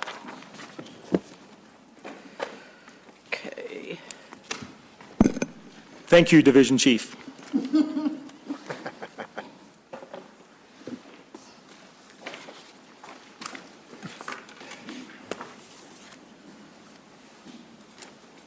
Because I'm going to be using this, I will stand down here. Okay. So, as you know, I represent the city on the South Platte Working Group. The South Platte Working Group has been, we're in part 2. Part 1 of the South Platte Working Group. The intention of the group was to more of a land acquisition, looking at the river corridor, looking at available trails, connectivities, streams, etc. in Arapahoe County, and what could we do to enhance an opportunity to maybe save some of the properties that were a little bit distressed. And we did very well, very successful, about $22 million spent. And we have a legacy program where we were able to put about, well, let me see, over 20, almost 22 projects in place. So South Platte Working Group Part 2 comes along, and the mission statement of South Platte 2 changed a little bit, and I'll read it to you. The purpose of the South Platte Working Group is to preserve and protect the river corridor as a community asset and to enhance the quality of life in western Arapahoe County through an ongoing collaborative process to improve the natural environment, economic benefit, and recreational features of the South Platte River. So what really changed in there is those last three, even though those, particularly the natural environment, was important in the first one, adding the economic benefit and the recreational features became more of a goal and an effort of the South Platte 2. Primarily because we did a pretty good job of buying up the property in the areas that we needed it. And as you guys have seen, the Murray property, the Oxbow, Reynolds Landing, all of those have come in as approvals to purchase them. We put master plans on them, and they're up and running very successfully. So I want to show you. It's going to be kind of hard to see. Can you guys see these? Mm-hmm. Basically what this shows, we're speaking specifically of Riverside Downs this evening project there, which you guys know is the, if you're on the patio at Jack and Grill or the Old Celtic and looking out to the river, it's really that parcel.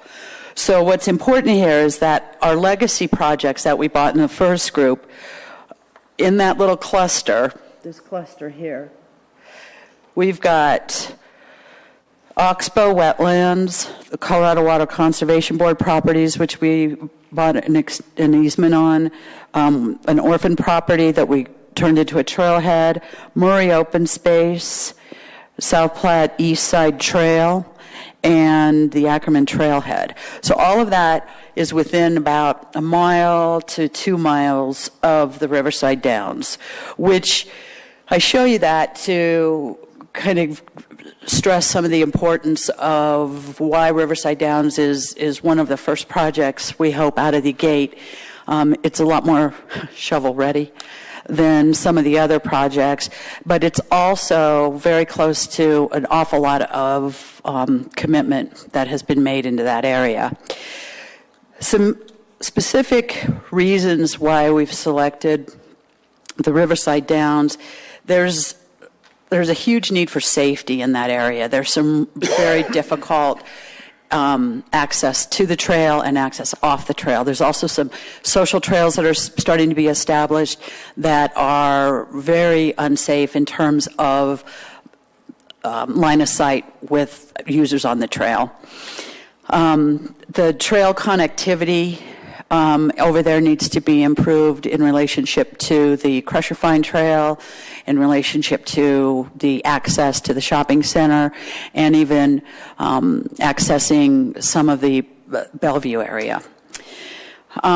We also feel that it's important to do a little bit more of an integration with the shopping center. Right now, there really are two separate places. If you want to cross between the two on your bike, you're probably going to run into some interesting terrain. And if you want to do it on foot, it's not terribly inviting. There's also, believe it or not, quite a use beginning over there as a trailhead. Speaking to the property managers, they are seeing a lot more activity of people pulling into the parking lot up against the trail and using it as a put-in for kayaks and tubing. I have seen, just myself, a number of cars park in a lot that get out with their dogs, and also cars with bikes. So it's kind of, people want to access the trail. We already know that we don't have enough trailheads, and so now they're creating their own. So it behooves us to recognize the need and then try to accommodate that. The other thing is the high visibility there. This is an area where we see a real high opportunity to create a really welcoming environment that shows both the features of our river and can show kind of a great relationship with the commercial behind it. The economic development benefits are pretty powerful also. In talking to the property managers, which, as you guys know, Littleton Capital Partners were the builders of the shopping center. They've since sold it, but are now the property managers. And so in speaking to them, they are very excited to see something happen here, knowing that it will be a feature to benefit that they can use to entice tenants into that area. Another economic benefit that we may not have thought about is the retention capability that an improved area there can be to hold employees. It creates a really nice environment for employees to take a break, go sit out and have their lunch, in places where it's not always an opportunity. So as an amenity for employees, it's definitely has potential. And the other thing it does is it provides a better relationship between the trail users and the amenities at the shopping center.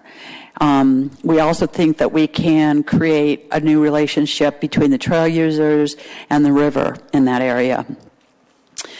So back in, I think it was October of 2013, we held a charrette with the South Platte Working Group. And part of that charrette was a one-day, full-day meeting in the community room where we had a number of stakeholders throughout the area that touched the river. We had businesses, we had developers, we had citizens, we had interest groups.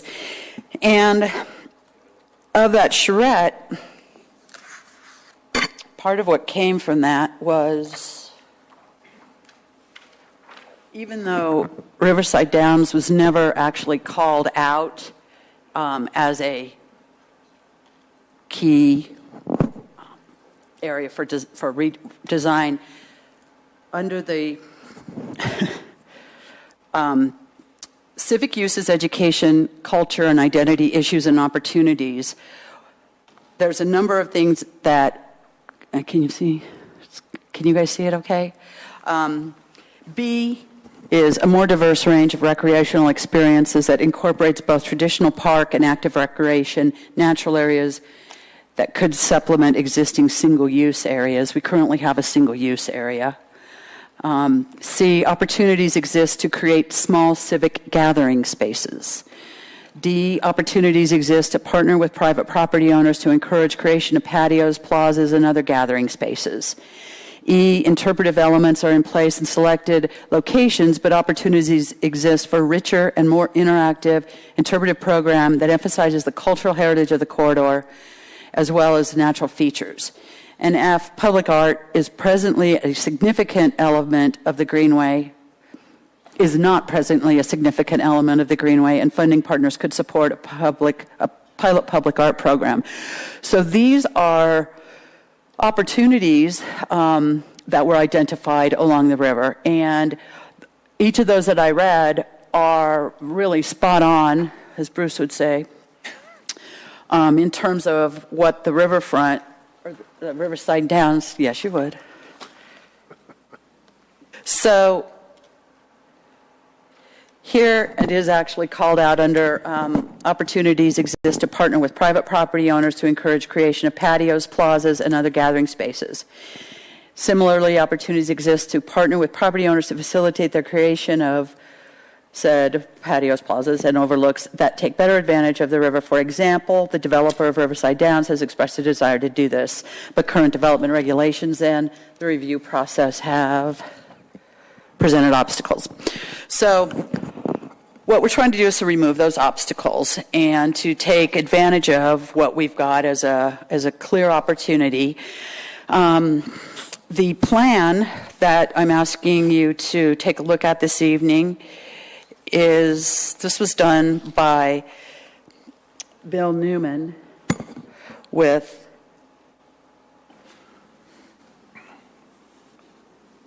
DHM, and what he's basically done here, and it's going to change, and it's some of the particulars are going to get tweaked. I've met with, just as a little bit of background for you, I've met with Littleton Capital Partners twice on this, once on the site and then once to review this plan. I've also had a conversation with John Ostermiller with South Platte working, or South Suburban. I have been working with Urban Drainage and Flood Control on our plans for this, and where they see things, it's best to get these people involved early. Colorado Water Conservation Board has taken a look at this and blessed it. And the property owners have also showed it to the property managers have also showed it to the property owner. So bases are covered. This plan, basically what it does in a nutshell is it improves the trail connectivity. You'll see this here. This is where we have a real issue with a social trail that started and a real safety issue down here. Still can't quite see it. On the trail. Can you see it? No, can you move the other way? No. There you go. I'm dizzy. Oh, no. So this here would be coming right off of the Bellevue area. This is where you come into the shop. Okay. And this would be kind of a keystone entrance. We don't know what it will look like yet, but we do know we want to create an identity there so that people recognize that this is a place to enter a outdoor area. Then we kind of come along there, and this is all new here. And the brown trail is the Mary Carter that currently exists. So this is all new. And then what we do right down here is, you guys, if you've been over there, you know how that hairpin turn, and it's not inviting, and the line of sight is pretty messed up. So we would change that line of sight, and we would create a better, more welcoming entrance and exit. And doing things like changing the texture of the trail, which lets people know something's different here. So that improves safety there. And then giving people places to go once they get up here.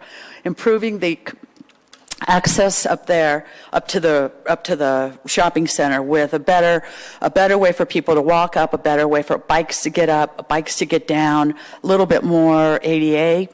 Right now, it doesn't exist over there at all. So we're looking at putting a little bike ramp in, and then also, right now, all the seating is you've got your back to the river. So shift that seating and put the people can face the river. Then just adding some different connectivity. There's some, some of this stuff is going to change, but the general concept is that bringing kind of these walkers and bike riders and shoppers and just anybody who wants to be down there, bringing them together and giving them safe access and safe places to go. Connecting them back down to the river. You can see here we've got some little small, almost miniature little crusher fine trails that we would be looking at, and adding a little cobble beach. And then we're looking at putting some large boulders in the river to help kind of change the flow, create a little different movement, make it a little more interesting place. Right now, it's very overgrown with weeds. There's no decent shore. When the river's really low, you can walk across some precarious rocks and maybe get your toes wet. But people want to get in there, but we are not providing a safe or inviting way for that to happen. So this type of thing changes that. And then as you get into this area here, we're looking at doing some fun things like some public art, putting in some interesting benches. And I don't want to get too much weedy with stuff, but there are some, just to kind of give you a couple visuals. These are just things that are out there that it's not, we're still working on the plan, but this would be some sort of a natural bench made out of stone that's kind of built into one of the land areas, so that it's just kind of hidden, and you kind of stumble across it and go, oh, that's kind of neat. Let's sit there and stare at the river for an hour. So little things like that, where we're not going to do the real in-your-face type of, primary color picnic tables or something like that.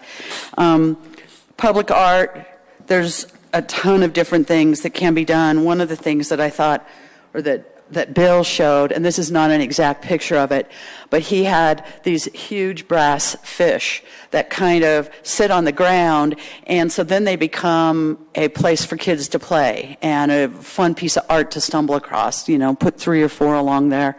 So it's that type of thinking where it stays real in line with what we're doing, keeps it real, river-oriented. Also, opportunity to tie in with Riverside Downs and the history of the racetrack. So there's a lot of opportunities, a lot of potential. And, let's see. And Deb, what's our call to action? Okay. The call to action is that since this is with the South Platte Working Group, we have an opportunity to get matching funds from Arapahoe County. The initial bid from DHM to do, and I think, Council, you all have this. This is a detail of the work that needs to be done to get us to a place where we know what it will cost to actually, execute and, put everything in place. This is a lot. There's a lot of work that nobody gets to see that has to happen beforehand. The price on that is an average of $132,500. That's a range. So that's kind of the midpoint of the range. The ask is to bless this project and approve a open space withdrawal to pay for a portion of this. What we're hoping is that we'll get matching funds from Arapahoe County. We've spoken to them. We've got the proposal that we'll start getting ready next week. It'll go in front of the Open Space Committee in the end of June, first Monday in June. And if they approve it, then we'll have matching funds for that. I don't see any problems with that. We meet all of the criteria. We'll build our proposal that indicates that we're also within the criteria of the open space. We're also, then this would be the first project that we would be doing a private-public partnership. And so it would be kind of the first one along the river, so we'll see how that goes. I'm not asking for private money on this initial part here. Once we get to what needs to happen, this is all on the open space property. So anything that would happen on the private property would be the private property responsibility. This is all in the planning design, not for the actual project itself, right? No, the actual project it's hard to even get close to what it would be, but it would probably be in the $1 million range. But again, we have open space funds, and we'll bring in additional partners so that it won't be the full burden of the city, but it'll be like we do with the matchings. So from a planning perspective, you're looking at ourselves in Arapahoe County and urban drainage, or not at the planning level? Urban drainage probably would not get involved in this because of the commitment they've made to the restoration of the river, which phases 2 and 3 will be happening this fall, starting in October, we hope, and going through March. So their commitment there is where their money is. At this point, it may be South Suburban. It would definitely be Arapahoe County, and it would be Littleton, and then we'd have hopefully the private money to help with the enhancements of the So shopping. Arapahoe County, South Suburban, and the city. And South Suburban is dependent. Part of my discussion with South Suburban was that we're actually creating we may be creating a little bit more maintenance over there than currently exists. So what we typically do with South Suburban on these things is that if we're diminishing some of the maintenance, then they are more willing to throw funds in. If we're increasing a little bit of the maintenance, then because open space money can't go for maintenance. So at this point, I'm not going to commit anything from them. Okay. Do you have a motion? Make a motion for council to approve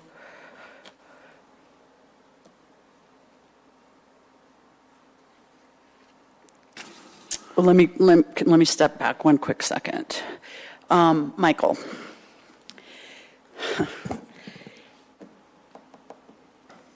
Should I do for the whole 132? Up to. Okay. A motion for council to approve up to $132,500 for the scope and fees to complete permitting and bid documents at Riverside Downs. Second. To come from open space would be to come from the open space fund. So we have a motion and a second. Now, further discussions and questions. Councilmember Valdez. This looks like a really great project. I just have a kind of a procedural question that maybe Mr. Boston or the city manager might want to address. We have 3 or so projects on the books from the Highline Canal area, and then we also had the recent last week approval from urban drainage to work on the urban drainage down alongside Mineral. How deeply are we going into the open space funds? Are we okay with all these different initiatives? Yeah, we're okay from a funding standpoint. I think when we drill down into it from a construction standpoint, we'll have another conversation about the timing. Okay. But this right now is being outsourced through DHM, so the design piece of it. And I may have missed it, but if Councilmember Brinkman did not mention it, this will also be going to the South Platte Working Group in the June meeting. Yeah. As part of, I think, what the mayor was asking around additional monies and seeing for those matches, because obviously we'd like to get it blessed, take it through the Arapahoe County Open Space Board, and have them have that 50% match in there and work with South Suburban as well. Mm-hmm. Thank you. But yes. Councilmember Valdez. I didn't realize we're going to be voting on something here, first of all. I guess I'd rather see this as a formal report, what the expectations are and things, other than just this one sheet here. I'm not opposed to it, but I would like to see a little bit of the information in writing so I can really contemplate it. For me, just to sit there and vote 132,005 without having all the details in front of me to study, it's falls short of what I would hope for. So is there something that the city can put together for us so that we have more of a formal report on this?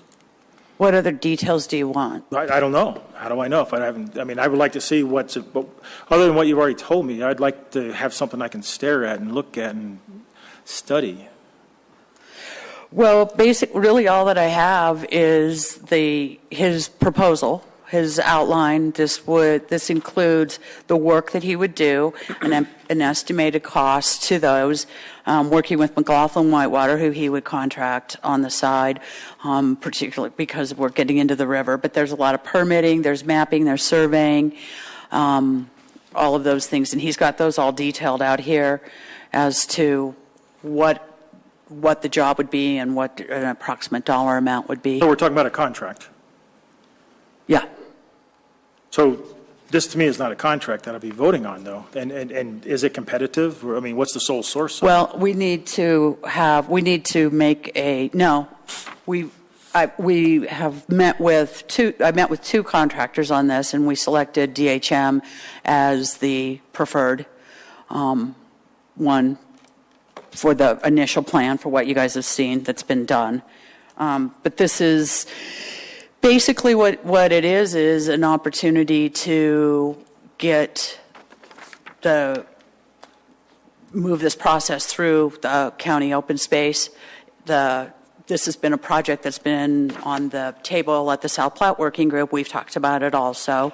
As a council, we've discussed it in some of our visioning and some of our planning stages. And so this is basically just kind of putting some dollars and some numbers and pictures to the effort. I don't know what else I can bring you. Let me ask a question that might help or not. This goes to the South Platte Working Group in June.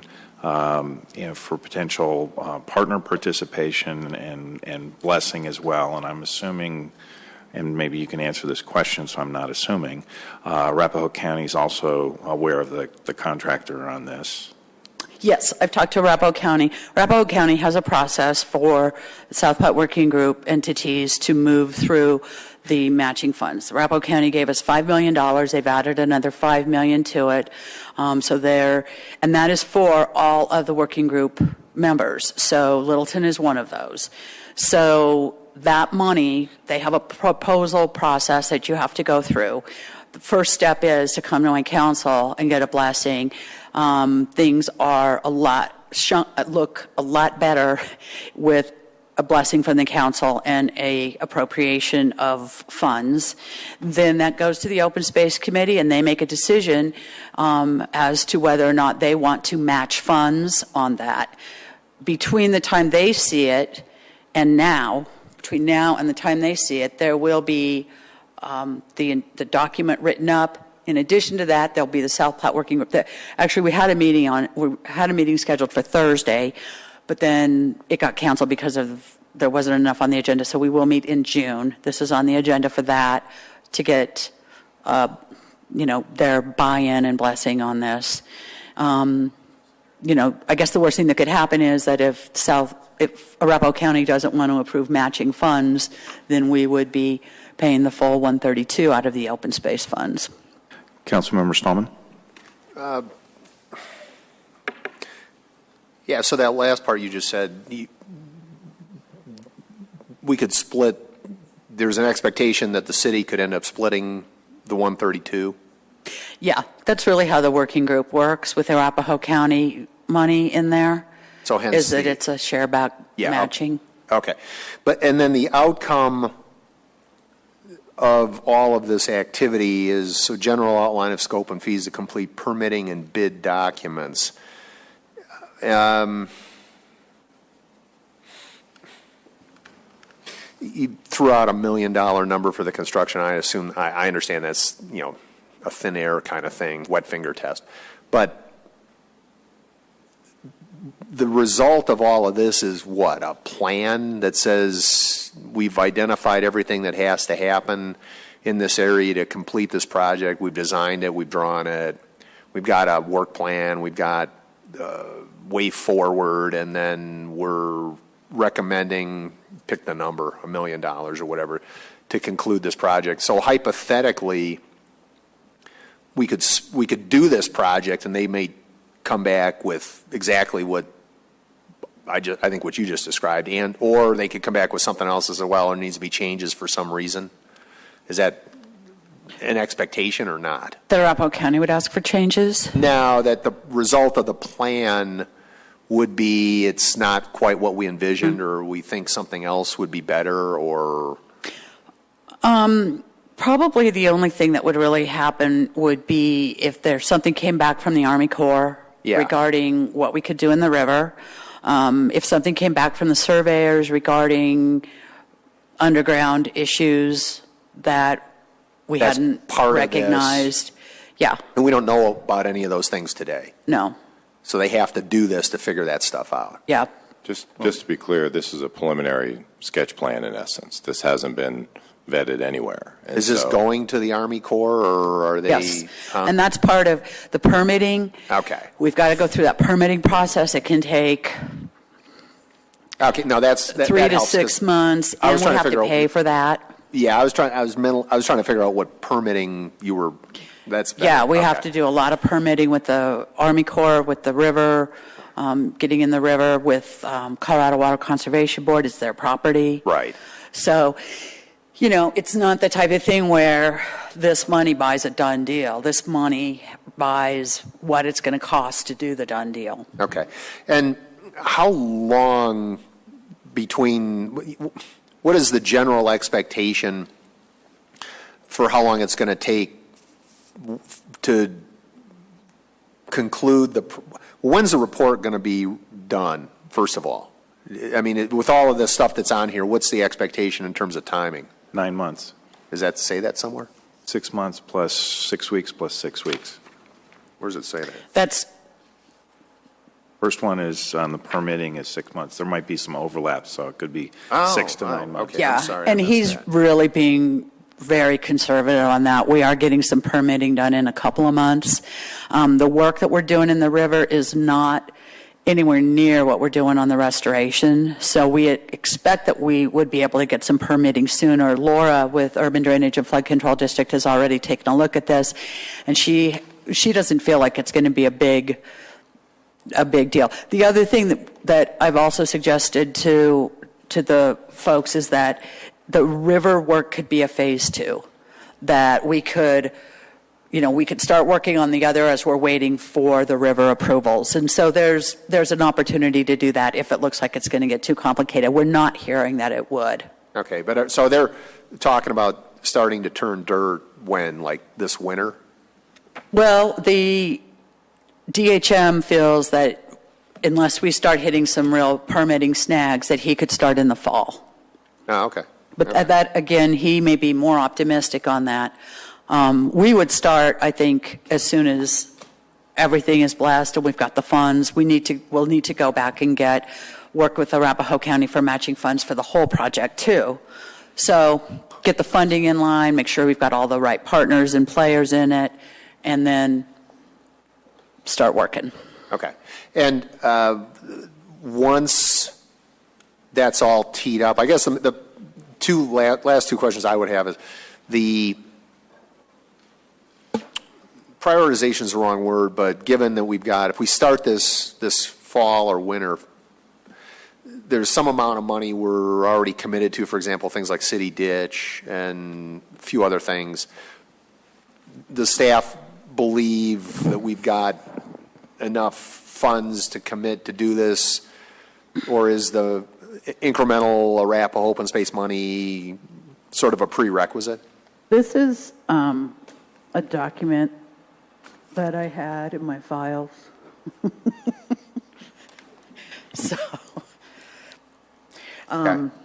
but it basically says that the open space fund, and this was given to us at the budget period, I believe, the 2014 proposed budget. So at that time in the open space fund, we had the $4 million in there, and then there was a 2014 proposed revenue, which would add almost $1.5 million. And then you can see these 2014 proposed expenditures. This is the entire fund? The open space. Okay. And some of the proposed expenditures here are not, they're on here, I think, as placeholders. We know that we have to, the South Platte Park operations is for sure. The city ditch trail is on there. The Lee Gulch Overlook. I thought there was more. We haven't done anything about more, but South Suburban suggested at the breakfast that they were trying to finish something off by virtue of county money maybe at risk. Right. And so if that I'm assuming. There's no money at risk. I understand, but I'm just what they said. All right. There's no money at risk.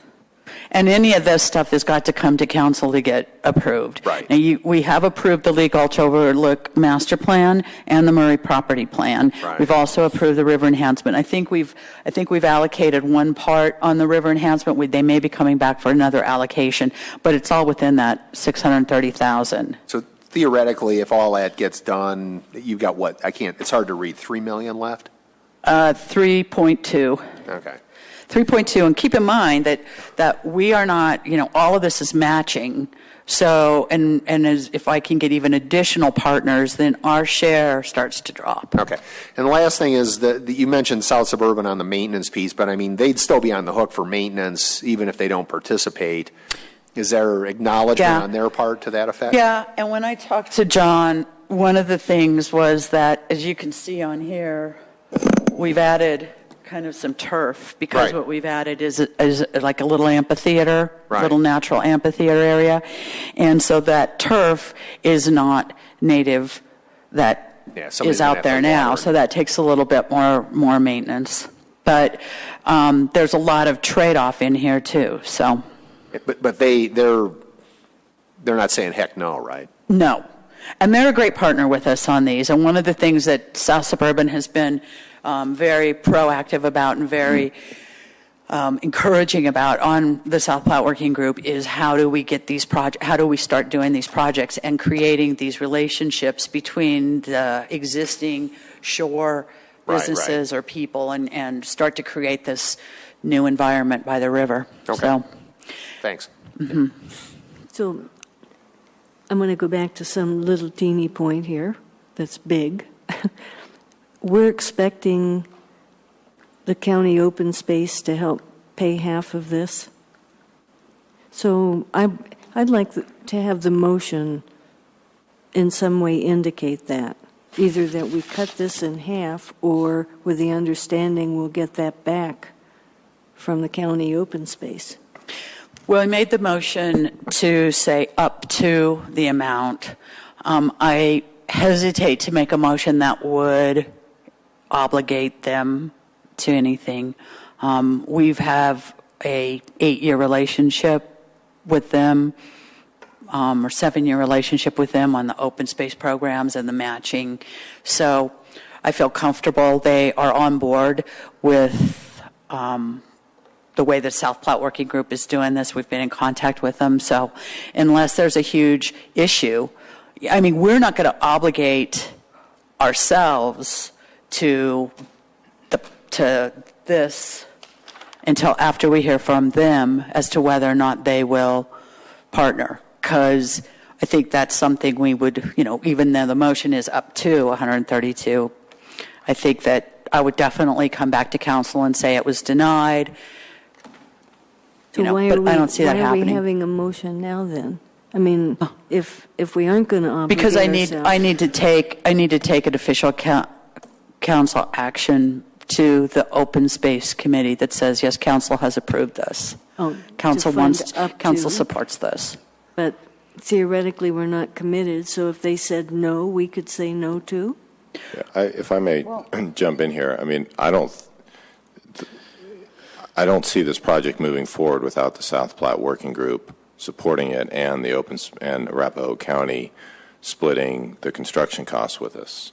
Obviously, we would come back to council and say, is this your highest priority for the open space fund, because Councilman Stallman's question about is there money, it's a relative question. It depends upon what else you want to do with the money, because the answer is yes or it's no. But I think from a timing standpoint, I suggested to Councilmember Brinkman that she bring this before the council to get support for this. So when we go to the South Platte Working Group, as she just stated, she can say that there is support for this project by the City Council, and then ultimately, standing in front of the Open Space Advisory Committee, we can say that there is support for this from the council. If those don't occur, there is that 50% match isn't there for design or construction, and that project isn't going to happen. So, no, to answer your question, Councilmember Cole, I don't believe we would spend any money if the Open Space South Platte Working Group says this is not a good project, because it's not just about the design, it's about the ultimate construction of it. There's no point to do a design if there's not support. That said, I believe that there will be support for the project in general, whether this is the final design or not. This is DHM's sketch plan. I don't know exactly what term they used on it, but it's essentially a preliminary plan that still needs to go through lots of iteration. Conceptual plan. You can see the L up there, but that's as far. Thank you. So it is a conceptual plan that needs to go through a lot of iterations, and so what that final design looks like is what the function of the dollars in front of you would be for. Well, let me step in and emphasize some of the points that Councilmember Brinkman pointed out.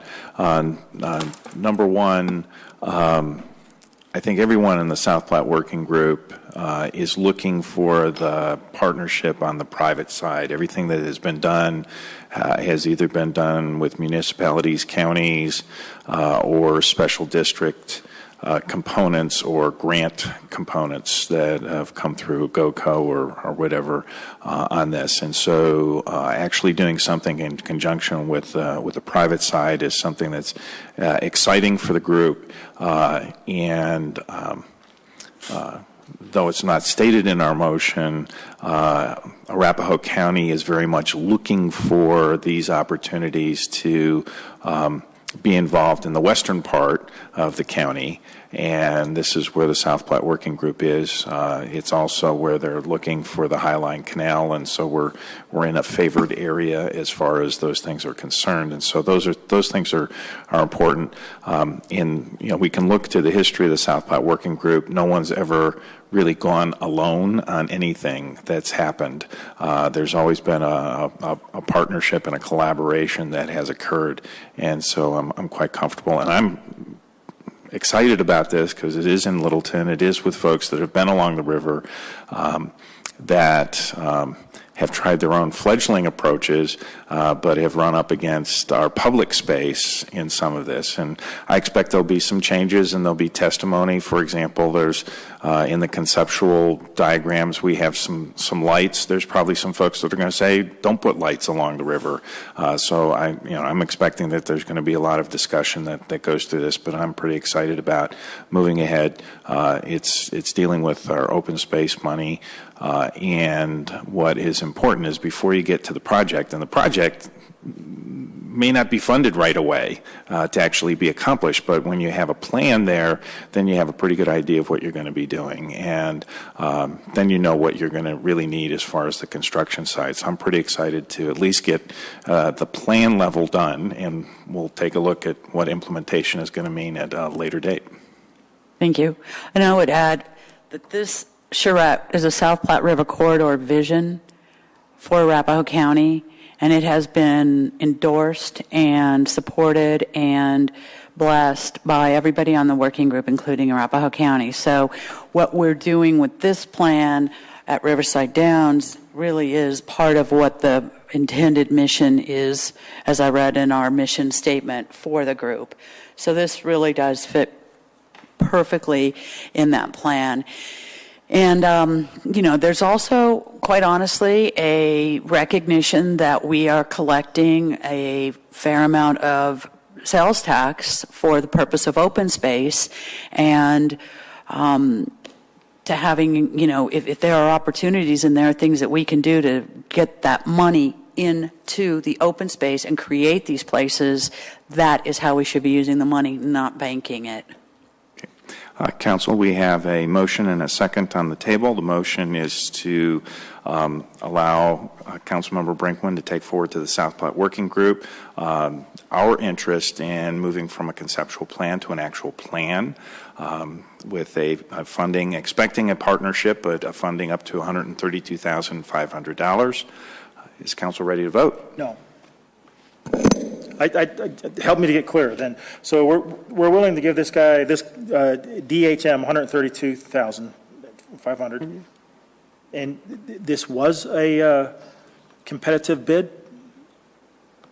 This was, we did not competitive bid this. When we were looking at the initial, who did we want to work with, what was their concept, how did they work, we had DHM and we had Alta. And they both submitted bids and they both submitted their scope of work. Right. And DHM came in, he was less expensive, and he was about 20% less expensive, and he had a more thorough and complete plan. So that was the choice that was made. And so that was made with the context that he would do this, we'd get. So we're kind of locked into the DHM, though? Yeah. I mean, okay. All right. That's what I need. Thanks. Councilmember Brinkman, could you take your seat, please? Could I do, Only if you want to vote. Push it down. Unless you want me to vote for you. No, I don't. Okay. Council, if you could vote, please.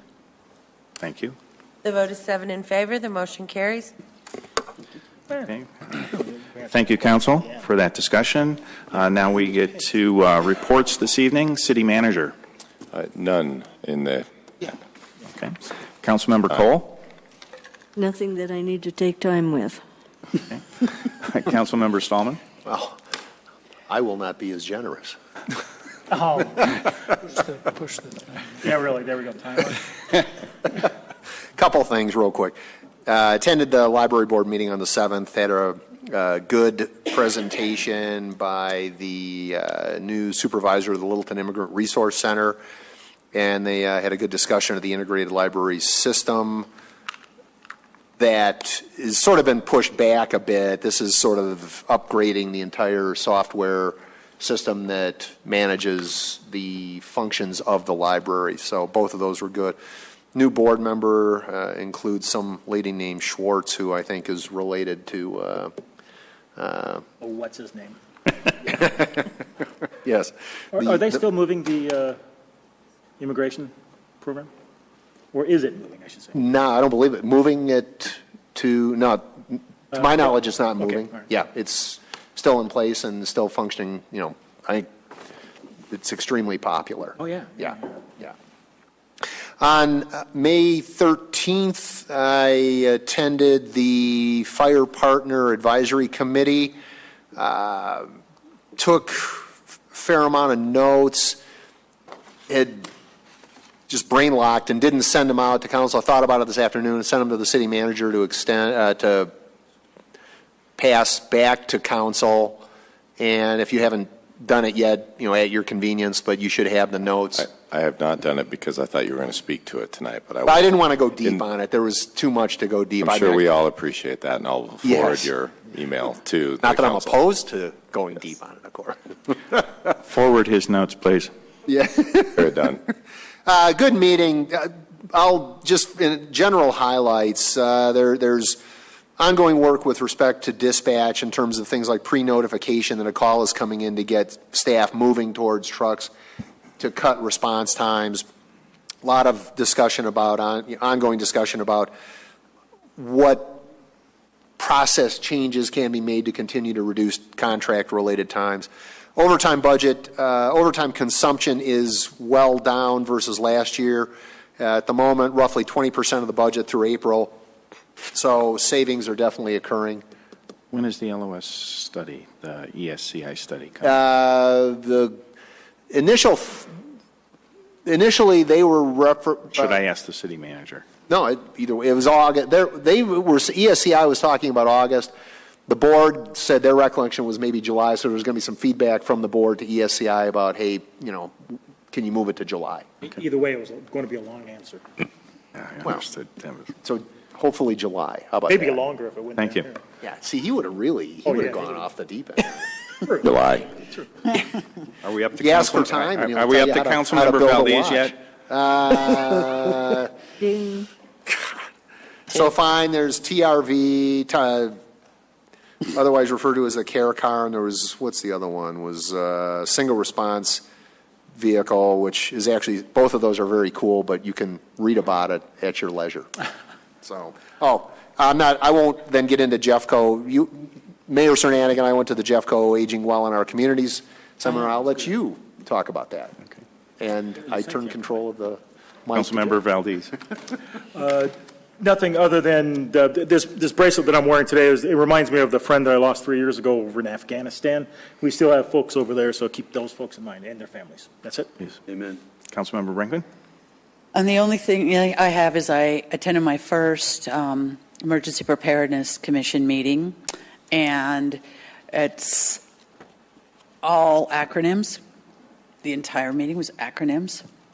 So I have no idea what we talked about. I heard railroad and toxic. So I'll read the notes. Thank you. Councilmember Stein? Nope. Okay. Mayor Pro Tem Beckman? Last Thursday, I went to 2 meetings I want to briefly mention. I went to the Fine Arts Committee, and I just want to pass on that some of these projects that we're talking about, the river and the gateways to the city and some of the other wayfinding, are issues of significance to the Fine Arts Board. They really do want to be involved. So just mention it to you for staff input. We have a new board. They're very interested in those kinds of things. And one of the members of the Fine Arts Board for Littleton sits on the Fine Arts Board for South Suburban Parks. So, there's some sharing of ideas and information that I think as we move ahead, we want to involve them. So, and then the other was, and I mentioned it to the city manager, the Urban Drainage Monthly Meeting was on the 15th also, and approved was a Littleton project, which is the area of the drainage along Mineral that goes pretty much from the Highline Canal going west down to Jackass Hill and beyond, down a little bit beyond there. And if you're familiar with that drainage, it is a mess. It is a major east-west drainage, and it needs a lot of work. So I was very excited that they've taken that one on. Great. Thank you. A number of things have happened everywhere from the opening of Union Station for the local buses to the ACC Scholarship Luncheon that had what has subsequently been a controversial keynote speaker, to the city's first greet, meet, something like that, gathering that we had at Stern Park and our first coffee with council, and all of those events went off very well. And then what Councilmember Stallman was referring to is a number and a series of meetings, not necessarily all together, but all related to the same subject, is the silver tsunami, the emerging demographics, the change that's coming. We had our own presentation from the demographer. From my perspective, it's not preferring one generation over the other in the city. It's how do we deal with what is going to be some changing, at least perceived changes in needs with regard services and what cities can do. And it's foolish for us not to be in a position to make some and develop some plans around that, even though it typically is not city services other than possibly the extended transportation side that we're going to hear from the city clerk at our next study session on. Reminder for council, May 29th is a breakfast with the LPS folks, so make sure that you have that on your calendar. We do get together next week. And then if you're forward thinking, on June 10th, we have a study session with the Historic Preservation Board. If folks have any particular agenda items that we may want to give them some heads up on, let the city manager or myself know on that, and we can make sure that we have that included on the agenda. Isn't there something after the breakfast meeting? Right. Are we doing that? Yes, and we're going to be doing the signage. So that's the breakfast meeting and the wayfinding walk. Okay, so wear comfortable shoes for that morning. Anything else? I was just going to say, HPB does have a couple agenda items, so even absent, council will have a good meeting. Yep. So two of us were talking, and we missed whatever you said, June breakfast?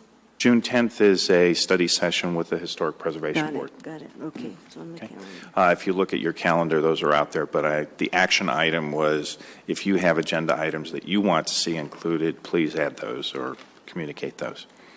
And with that, DU plays Duke this weekend for the in lacrosse, in the semifinals Saturday, and hopefully the championship on we're looking Monday. for the Pioneers versus the Irish on Monday, right? Perhaps. Got it. We are adjourned. Thank you.